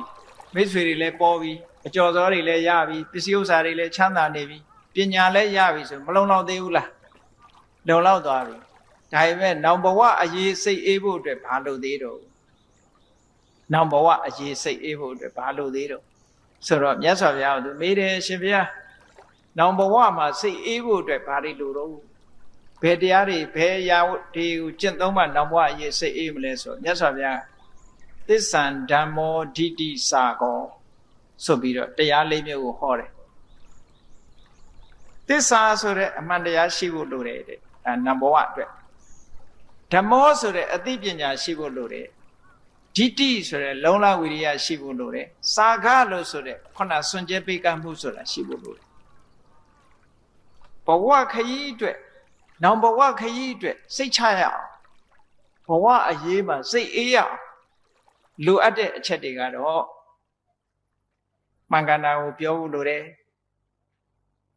ကိုယ့်ဘဝကိုယ့်အကြောင်းနဲ့အကျိုးအကောင်းဆုံးကိုသိတဲ့ပညာလိုတယ်ကျိုးပန်းအထောက်မှုလုံလဝိရိယလိုတယ်စာကားလို့ဆိုတဲ့ကိုတယောက်တည်းမသုံးဆွဲပဲနဲ့ကိုရှိတဲ့ပစ္စည်းကိုအများနဲ့မျှဝေသုံးဆွဲတတ်တဲ့စွန့်ကြဲမှုဆိုတာလိုတယ်အဲ့ဒီ၄မျိုးနဲ့ပြည့်စုံလို့ရှိရင်နောက်ဘဝအရေးစိတ်အေးရပါတယ်တဲ့ဟောမြတ်စွာဘုရားအာလောကကြီးဟောနော်အားလုံးမေကွန်ပေါင်း73ခုအဖြေ73ခုတရားချက်ခင်သူတော်စင်ပြိဿတ်တို့ဘုရားမြတ်စွာအာလဝကသုတ်တံမှာဒါတွေကိုဟောထားတာအာလဝကကြီးရဲ့ဗိမာန်ထဲမှာသူမေးတဲ့မေကွန်းတွေဒီမေကွန်းတွေရဲ့ဒီအဖြေတွေဟာကတ္တဗမြတ်စွာဘုရားကိုယ်တိုင်ဖြေခဲ့တဲ့အဖြေနဲ့ဂေါရမမြတ်စွာဘုရားဖြေခဲ့တဲ့အဖြေကလုံးဝထပ်တူပါပဲကတ္တဗမြတ်စွာဘုရားဖြေခဲ့တဲ့အဖြေအတိုင်းမြတ်စွာဘုရားတခင်ကိုရောမြတ်ကထပ်ဆင့်ဖြေတယ်ဒီသုတ်တန်ကြီးဟာကတ္တဗဘုရားလက်ထက်ကမေကွန်းတွေကိုဖြေထားတဲ့သုတ်တန်ဂေါရမမြတ်စွာဘုရားလက်ထက်မှာလည်းဖြေထားတဲ့သုတ်တန်ဆိုတော့ဘုရားနှစ်စုဟောထားတာလို့ဒီလိုမှတ်ရဒီအဖြေတွေကဘုရားနှစ်စုဖြေခဲ့တဲ့အဖြေတွေ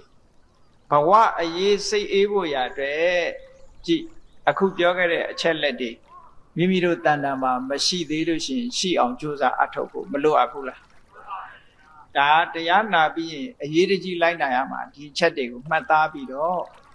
ဘုရားမြတ်စွာဟောကြားတော်မူခဲ့တဲ့အခုအာလဝကသုတ်တံကတ္တဗမြတ်စွာဘုရားလည်းဟောခဲ့တယ်ဂေါရမမြတ်စွာဘုရားလည်းဟောတော်မူတယ်အဲ့ဒီဟောတော်မူတဲ့အချက်လက်တွေမိမိတို့ရဲ့တဏ္ဍာမှာမိမိတို့ကိုယ်တိုင်လိုက်နာကျင့်သုံးကြပြီဆိုလို့ရှိရင်လူတိုင်းဟာဘဝရဲ့အရေးဒီဘဝရဲ့အရေးပဲဖြစ်စေနောက်ဘဝရဲ့အရေးပဲဖြစ်စေ ယခုဘဝနောက်ဘဝလို့ဆိုတဲ့ဘဝအရေးတွေမှာစိတ်အေးနေရပါပြီစိတ်ပူစရာတခုမှမရှိပါဘူးလူတိုင်းဟာကိုယ်စီဘဝလေးတွေရှိကြတယ်လူတိုင်းဟာဘဝတစ်ခုကိုရရှိထားကြတယ်ဘဝနဲ့ပတ်သက်ပြီးတော့တဦးနဲ့တဦးအမြင်ချင်းမတူကြပေဘူးတချို့ကလည်းဘဝကိုပျော်စရာလို့မြင်ကြတို့ရထားတဲ့ဘဝကြီးဟာအစဉ်ပြေးနေတဲ့ပုဂ္ဂိုလ်တွေကတာတောင်းတာယာနဲ့အမတန်ကောင်းတဲ့ဘဝလို့ဘဝကိုအကောင်းမြင်တဲ့ပုဂ္ဂိုလ်တွေရှိတယ်လို့ဘဝကြီးကလည်းညီးငွေ့စရာကောင်းလိုက်တာဘဝမှာအစဉ်မပြေတဲ့ပုဂ္ဂိုလ်တွေကြတော့ဘဝကြီးကိုဆက်ဆုပ်ယွန်းမုန်းပြီးတော့ဘဝကြီးကနေထွက်ပြေးခြင်းနဲ့စိတ်တွေပေါ်လာအောင်ဘဝနဲ့ပတ်သက်ပြီးတော့အမြင်မျိုးမျိုးရှိကြတယ်နော်ဘဝကိုကောင်းတယ်တာယာတယ်လှပတယ်လို့မြင်တဲ့ပုဂ္ဂိုလ်တွေကတစ်မျိုးဘဝကိုအယုတ်ဆိုးအကြီးတန်တယ်လို့မြင်တဲ့ပုဂ္ဂိုလ်တွေကတစ်မျိုးတဲ့ထိုနှမျိုးလုံးဆိုဟာသေချာစဉ်းစားကြည့်လို့ရှိရင်ဓမ္မအမြင်နဲ့မြင်တဲ့အမြင်မျိုးမဟုတ်ဘူးဘဝကိုလှတယ်ပါတယ်တာယာတယ်ပျော်စရာကောင်းတယ်ဆိုတဲ့ပုဂ္ဂိုလ်တွေကကုသိုလ်ကောင်းမှုလုပ်တိုင်းဒီတွေကောင်းတဲ့ဘဝညှော်လင့်တောင်းတပြီးတော့ကောင်းတဲ့ဘဝကိုညှော်လင့်ပြီးတော့ဆုတောင်းပြီးတောင်ယူကြတယ်နော်ဘဝနဲ့ပတ်သက်ပြီးတော့အမတန်တူတောင်းတဲ့ဘဝကလေးတောင်မှတချို့ပုဂ္ဂိုလ်များဘဝလေးကအမတန်တူတယ်ရနိုင်သမျှပျော်ပျော်လေးနေရမယ်ပျော်ပျော်နေသေခဲလို့ဆိုပြီးတော့ဘဝမှာအပျော်ရှာပြီးတော့အကောင်းဘက်ကတွေးနေကြတယ် life is too short enjoy yourself အနောက်တိုင်းကလူတွေပြောလို့ရှိတယ်နော်ဘဝလေးဟာတူတူလေးပဲပျော်ပျော်နေလို့ဘုန်းကြီးတို့အမေရိကန်မှာတော့က The Love Boat ဆိုတဲ့ movie picture တစ်ခုရှိအဲ့ဒီမှာအဖိုးကြီးအမေကြီးတွေဘာမှအလုပ်မကိုင်အကိုင်မရှိတော့ပြင်းကြီးညီးငွေ့ပြီးတော့အပျော်ရှာတဲ့အကြောင်းကိုရိုက်ထားတယ်ဇာလံအဲ့ဒီသင်္ဘောကြီးကိုစီးပြီးတော့ပျော်ရာပျော်ချောင်းစိတ်ပျော်ရွှင်မှုကိုရှာကြတာသင်္ဘောကြီးပေါ်မှာနေတုန်းကတော့အလွန်ပျော်ကြတယ်ပြန်လဲရောက်လာလို့သင်္ဘောကနေပြီးဆင်းကြတဲ့အခါမှာအဖိုးကြီးမဲကြီးတွေကမျက်ရည်တွေနဲ့လောကကြီးဟာပျော်စရာလို့ရှာပေမဲ့လို့ပျော်စရာကြီးတွေ့တာမဟုတ်ဘူးအကောင်းထင်ပြီးတော့ရှာပေမဲ့လို့အကောင်းကြီးတွေ့တာမဟုတ်ဘူးဘဝဆိုတာအကောင်းကြီးပဲမဟုတ်ဘူးတဲ့ကောင်းတဲ့အကွက်ကလေးတော့ရှိကောင်းရှိလိမ့်မယ်ဒါကြောင့်မို့လို့လူတွေဟာဘဝကြီးမှာပြောနေကြတာပေါ့ဘယ်အရာပဲဖြစ်ဖြစ်အကောင်းရှိတယ်လို့အဆိုးတော့ရှိတယ်အဲ့ဒါကိုဘုန်းကြီးတို့စာပေမှာအတ္တာဒတဲ့ใจနှစ်သက်เสียအချက်အာဒီနဝတဲ့အပြစ်အနာစာใจနှစ်သက်เสียအချက် enjoyment လို့ခေါ်တယ်ကျင့်တတ်เสียใจနှစ်သက်เสียပျော်ရွှင်เสีย attractive ဆွမ်းမဲ့เสียဆိုတာရှိအဲ့ဒါကအတ္တာဒဘဝမှာလည်းပဲใจနှစ်သက်เสียတွေရှိတယ်ဘဝကိုအကြောင်းပြုပြီးတော့ပျော်ကြတယ်ရွှင်ကြတယ်ချမ်းသာဒုက္ခတွေရတယ်အစဉ်ပြေးနေတဲ့ဘဝမှာဆိုလို့ရှိရင်ပျော်လို့ရွှင်လို့ဒါဘဝရဲ့တာယာမှုကလေးတွေပေါ့ဒါကိုအတ္တရလို့ခေါ်တယ်အဲ့ဒီတာယာမှုလေးတွေဟာထာဝရလားလို့ဆိုတော့ထာဝရမဟုတ်ဘူးခဏကလေးပဲမတည်မြဲဘူးယခုပျော်ရွှင်စရာတွေ့ပေမဲ့အတော်ကြာပျော်ရွှင်စရာတွေကုန်ဆုံးသွားတာရှိတယ်အဲ့ဒါလေးကခြေနှက်စရာမကောင်းတဲ့အချက်အပြစ်အနာစာအာဒီနဝ fall လို့ခေါ်တယ်ပေါ့သို့မဟုတ်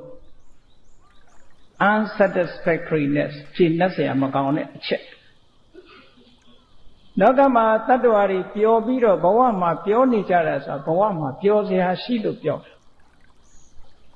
မျက်စိကအစင်းအာယုံလေးကိုကြည့်ပြီးတော့ပျော်ရွှင်မှုကိုရှားကြတယ်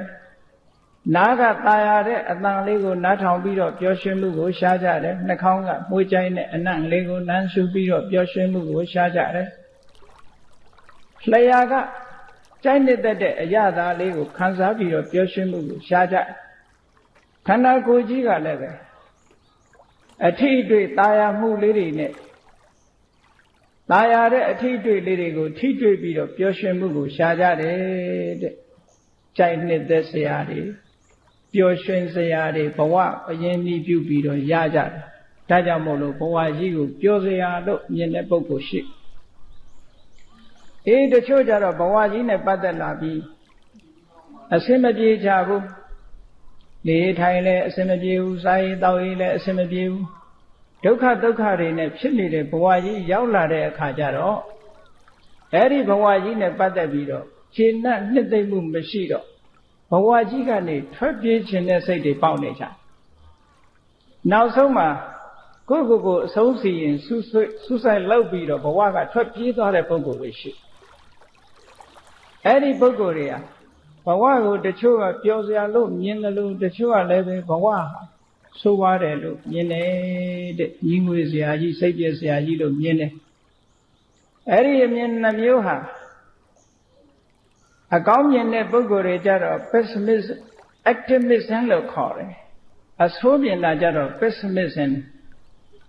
မြတ်စွာဘုရားသခင်ကိုရောမြတ်ကဘဝမှာအကောင်းကြီးတော့လည်းမဟုတ်ဘူးအဆိုးကြီးတော့လည်းမဟုတ်ဘူးအတ္တာဒအာဒီနဝဆိုတာ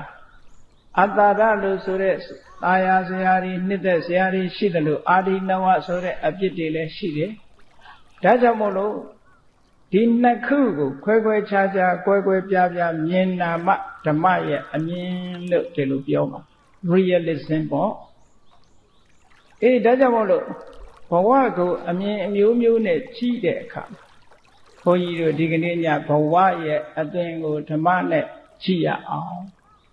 ဓမ္မဆိုတာအမှန်တရားကိုပြောတာ the law of nature ဓမ္မဆိုတဲ့စကားလုံးကအတ္တနောတဘာဝံဓာရိတိတိဓမ္မောသူ့ရဲ့တဘာဝအတိုင်းသူဖြစ်နေတာကိုဓမ္မလို့ဒီလိုပြောတာအဲ့ဒီဓမ္မကိုသိတဲ့အဉာဏ်ဟာဓမ္မအမြင်ဓမ္မဉာဏ်ပဲအဲ့ဒီဓမ္မဉာဏ်နဲ့အမှန်ကိုသိမြင်တဲ့အခါကျမှဘဝဆိုတာဘယ်လိုဟာလဲဆိုတာသဘောပေါက်လာမှာဖြစ်ပါကဲဒီကနေ့ညဘဝရဲ့အသင်ကိုဓမ္မအမြင်နဲ့ခြိကြရအောင်လူတိုင်းကိုယ်စီဘဝကလေးတွေရှိနေကြတယ်အဲ့ဒီရထားတဲ့ဘဝကလေးတွေဟာဘယ်လိုအခြေအနေရှိနေသလဲဆိုတာလူတိုင်းဆန်းစစ်ပြီးတော့ခြိလိုက်တယ်ကိုရထားတဲ့ဘဝလေးရဲ့အခြေအနေကိုမသိဘူးဆိုလို့ရှိရင်ဒီပုဂ္ဂိုလ်လောက်နမောနမဲ့နိုင်တာပဲရှိမလဲကိုအခြေအနေကိုမသိဘူးဆိုလို့ကိုဘဝရဲ့အခြေအနေကိုယ်တိုင်သိအောင်လုပ်ရမြတ်စွာဘုရားကဘဝရဲ့အသွင်ကိုဓမ္မဖြင့်ကြည့်ရှုဖို့ဆိုပြီးတော့နိလန်းနေပေးထားတယ်ဥပနိယတိလောကောအတုဝောလောကကြီးဟာဥပနိယတိပို့ဆောင်ခြင်းကိုခံ၍နေရပါပေတော့၏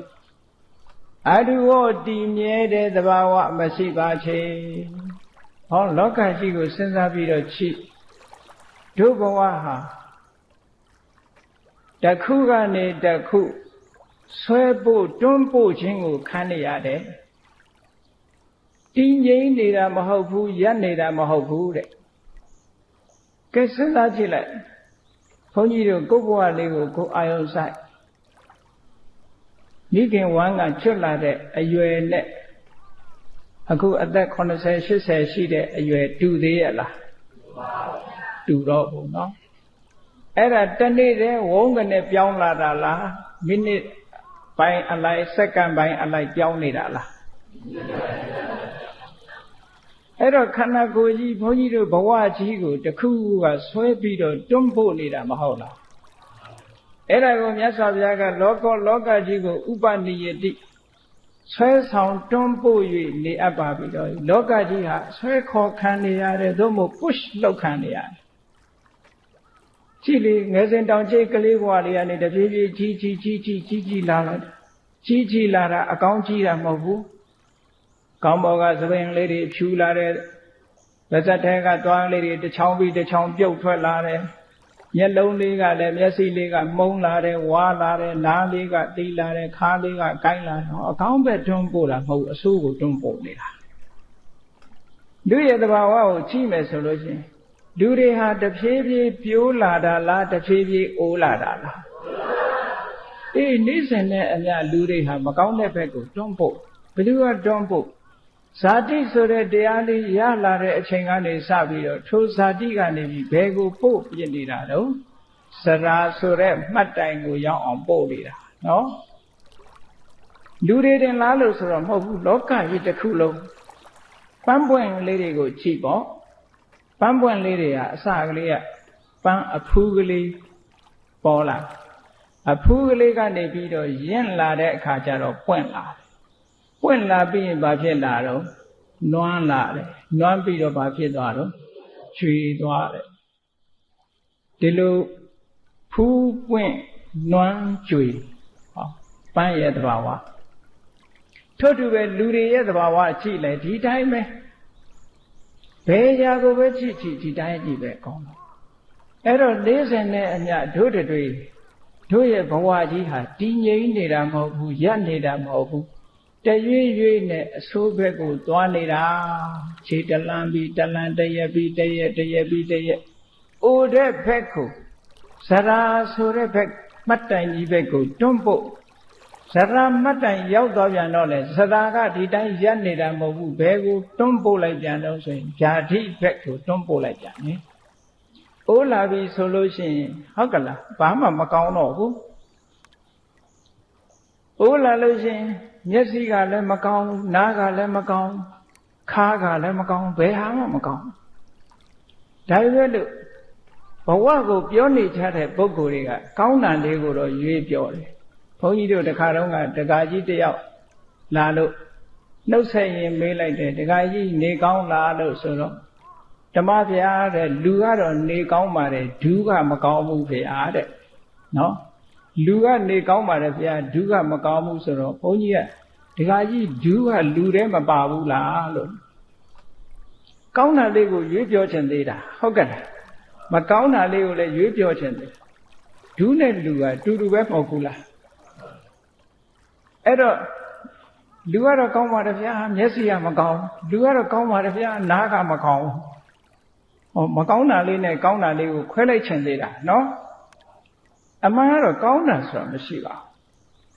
လူရဲ့ခန္ဓာကိုယ်ကြီးကတရွေ့ရွေ့နဲ့အကောင်းဘက်ကိုမကောင်းတဲ့ဘက်ရောက်နေတာအသေးသေးချာချာအလေးနဲ့စဉ်းစားကြည့်ကိုပြန်ပြီးတော့ကြည့်တာဒါဗုဒ္ဓမြတ်စွာအနုပဒနာလို့ခေါ်တယ် contemplation ပေါ့ mindfulness ဆိုတဲ့တတိအားစိုက်ပြီးတော့ကိုပြန်ပြီးတော့ contemplate လုပ်ရမယ်ကိုအဖန်ဖန်ထထရှုပြီးဆင်ခြင်သုံးသပ်ကြည့်လိုက်မယ်ဆိုလို့ရှိရင်တို့ဟာမိနစ်ပိုင်းအိုတဲ့ဘက်ကိုရောက်နေတာပါလားမိနစ်ပိုင်းနာတဲ့ဘက်ကိုရောက်နေတာပါလားတို့ဟာဘယ်ကိုသွားနေတာတော့လူတိုင်းဟာရက်နေတာမဟုတ်ဘူးထင်းနေကြတယ်ဘယ်သွားတော့ဘယ်မှမသွားပါဘူးအိမ်မှာနေတာပါလို့ပြောကြဒါပေမဲ့လို့သွားနေတာရက်နေတာမဟုတ်ဘူးနော်ဘယ်မှမသွားဘူးကိုယ့်အိမ်မှာပဲကိုနေတယ်လို့ပြောကြပေမဲ့လို့အိမ်နေရင်သွားနေတာပဲ ever change လူရဲ့ခန္ဓာကိုယ်မှာရှိနေတယ်ဘဝကြီးဟာ ever changes အမြဲတမ်းပြောင်းနေတာတခုတည်းရပ်နေတာမဟုတ်ဘူးတဲ့အမြဲတမ်းရပ်နေအလုံးသွားနေတာနောက်ဆုံးမှတ်တိုင်ကြီးကတော့ဘယ်ရောက်မှာတော့ဆိုမရဏဆိုတဲ့မှတ်တိုင်ပဲအဲ့ဒီရောက်သွားလို့ရှိရင်တဘဝပြီးကြပြန်ရောပြီးသွားတော့အဆုံးသတ်သလားလို့ဆိုတော့မဟုတ်ဘူးကုသိုလ်ကောင်းမှုလေးလုပ်ပြီးနောက်ဘဝကျတော့ဒီတဲ့ကောင်းတဲ့ဘဝရောက်ပါရစေပါဘုရားဆိုတော့လာပြန်ရောတချော့ဟုတ်ကဲ့လားဘဝတဏထာဝရရှိနေမှုလေးကိုတွေ့တာနေတဲ့ဘဝတဏကရှိနေသည့်အတွက်ကြောင့် အဲ့ဒီတဏှာကဆွဲခေါ်သွားတော့ဒီတဲ့ကောင်းတဲ့ဟာလေးကိုမျောပြန်တယ်လူရဲ့တဘာဝအသေးချာစဉ်းစားကြည့်ပရိစ္ဆေသမုပ္ပါဝိသုဒ္ဓိမေမှာရှင်မဗုဒ္ဓဂောသရေးထားသလိုဒုက္ခိဒုက္ခံပဋ္ဌယတိဒုက္ခိဘေယောပိအိစ္ဆတိဒုက္ခိဆင်းရဲနေတဲ့ပုဂ္ဂိုလ်ကဒုက္ခံချမ်းသာကိုပဋ္ဌယတိမျောလင်းတောင်းတ၍နေဆင်းရဲတဲ့ပုဂ္ဂိုလ်ကဘာတောင်းတချမ်းသာကိုတောင်းတကဲဒါဖြင့်ချမ်းသာတဲ့ပုဂ္ဂိုလ်ကတော့ငါတော်ပြီလုံလောက်ပြီလို့ရှိလားမဟုတ်ဘူးဒုက္ခိချမ်းသာတဲ့ပုဂ္ဂိုလ်ကလည်းဘိယောပိပို၍ချမ်းသာမှုကိုသာလင်ပဋ္ဌယတိတောင်းတလေတော့ဤဆင်းရဲတဲ့လူကချမ်းသာခြင်းနဲ့ချမ်းသာတဲ့လူကပိုပြီးတော့ချမ်းသာခြင်းတယ်ဝေဒနာပစ္စယတဏှာမှာဖွင့်ထားတဲ့စကားလူတဘာဝဒီတိုင်းပဲလေတပည့်တော်ဗျာနိဗ္ဗာန်မရမီစัจ जा နောင်ဘဝဟုတ်လားမတောင်းမတမကြောင်းမကြရတဲ့ဘဝစီစဉ်ဥစ္စာနဲ့ပြည့်စုံတဲ့ဘဝပညာတတ်တဲ့ဘဝနဲ့ဆိုပြီးတော့တောင်းလိုက်တာဘဝဘာကြောင့်တောင်းအတွေ့အတာလေးကရှိနေတယ်ဘာဖြစ်လို့တွေ့အမှန်မှမသိတာအမှန်ဘာလို့မသိတာလို့ဆို contemplation မလုပ်လို့ပေါ့တဘာဝကိုမစဉ်းစားလို့မသိအဲ့ဒါကြောင့်မို့လို့မြတ်စွာဘုရားကသုတ်တန်တစ်ခုမှဆိုရင်အဝိဇ္ဇာနိဝရဏနံတဏသံယောဇနာနံတတ္တနံတတ္တဝါတွေရဲ့အခြေအနေမှာအဝိဇ္ဇာကအမှန်မမြင်ရအောင်ပိတ်ကာပေးထားတယ်တဲ့တဏှာကနှောင်ကြိုးတဲထားတယ်တဲ့ဟောအမှန်မသိတော့ကြိုက်တာပေါ့အဲ့ဒီအမှန်မသိအောင်အမှန်မသိဘူးဆိုတာအမှားသိအောင်မလှတာကိုလှတယ်လို့ထင်အောင်မကောင်းတာကိုကောင်းတယ်လို့ထင်နေအောင်အဝိဇ္ဇာကဖန်တီးပေးထားတယ်တဏှာကတွေ့တယ်တဏှာတွေ့ပြီးတော့ကံတရားတွေလောက်ထိုကံတရားကဘဝတစ်ခုကိုဖန်တီးပေးလိုက်တယ်ဟောဒီလိုနဲ့တန်တရားကြီးထဲမှာလဲနေတာနော်အေးဘဝတစ်ခုရလာပြီဆိုလို့ရှိရင်ရလာတဲ့ဘဝဟာတည်တည်ငြိမ်ငြိမ်နဲ့သာဝရတည်ငြိမ်တဲ့ဘဝကြီးလားလို့ဆိုတော့မဟုတ်ဘူးတဲ့မြတ်စွာလောကကြီးကိုဥပနိယတိဇာတိကဇရာတို့ဇရာကဗျာတိတို့ဗျာတိကအမရဏတို့အမြဲတမ်းတွန်းပို့၍နေအပ်ပါပြီတော့ဤလောကကြီးဟာအတုဝဘယ်တော့မှတည်ငြိမ်နေတာမရှိပါပေဟု၍ဘဂဝါရှိဖုံးတော်သခင်ရှင်တော်မြတ်ဖရာသည်အဝေါစာကောင်းစွာမသွေဟောကြားတော်မူခဲ့ပါပေသတည်း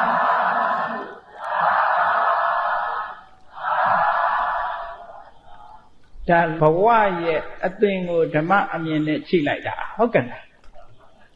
ဒီလိုမြင်ဖို့လိုတယ်အေးကိုစဉ်းစားကြည့်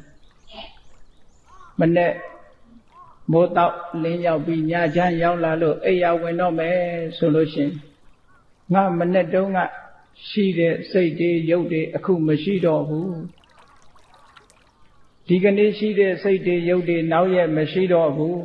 ဟုတ်လားငါဟာအမြဲတမ်းရွေ့နေတာပဲ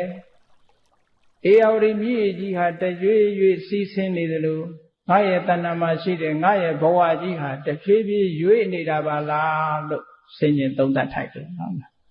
ငြိမ့်နေတာတခု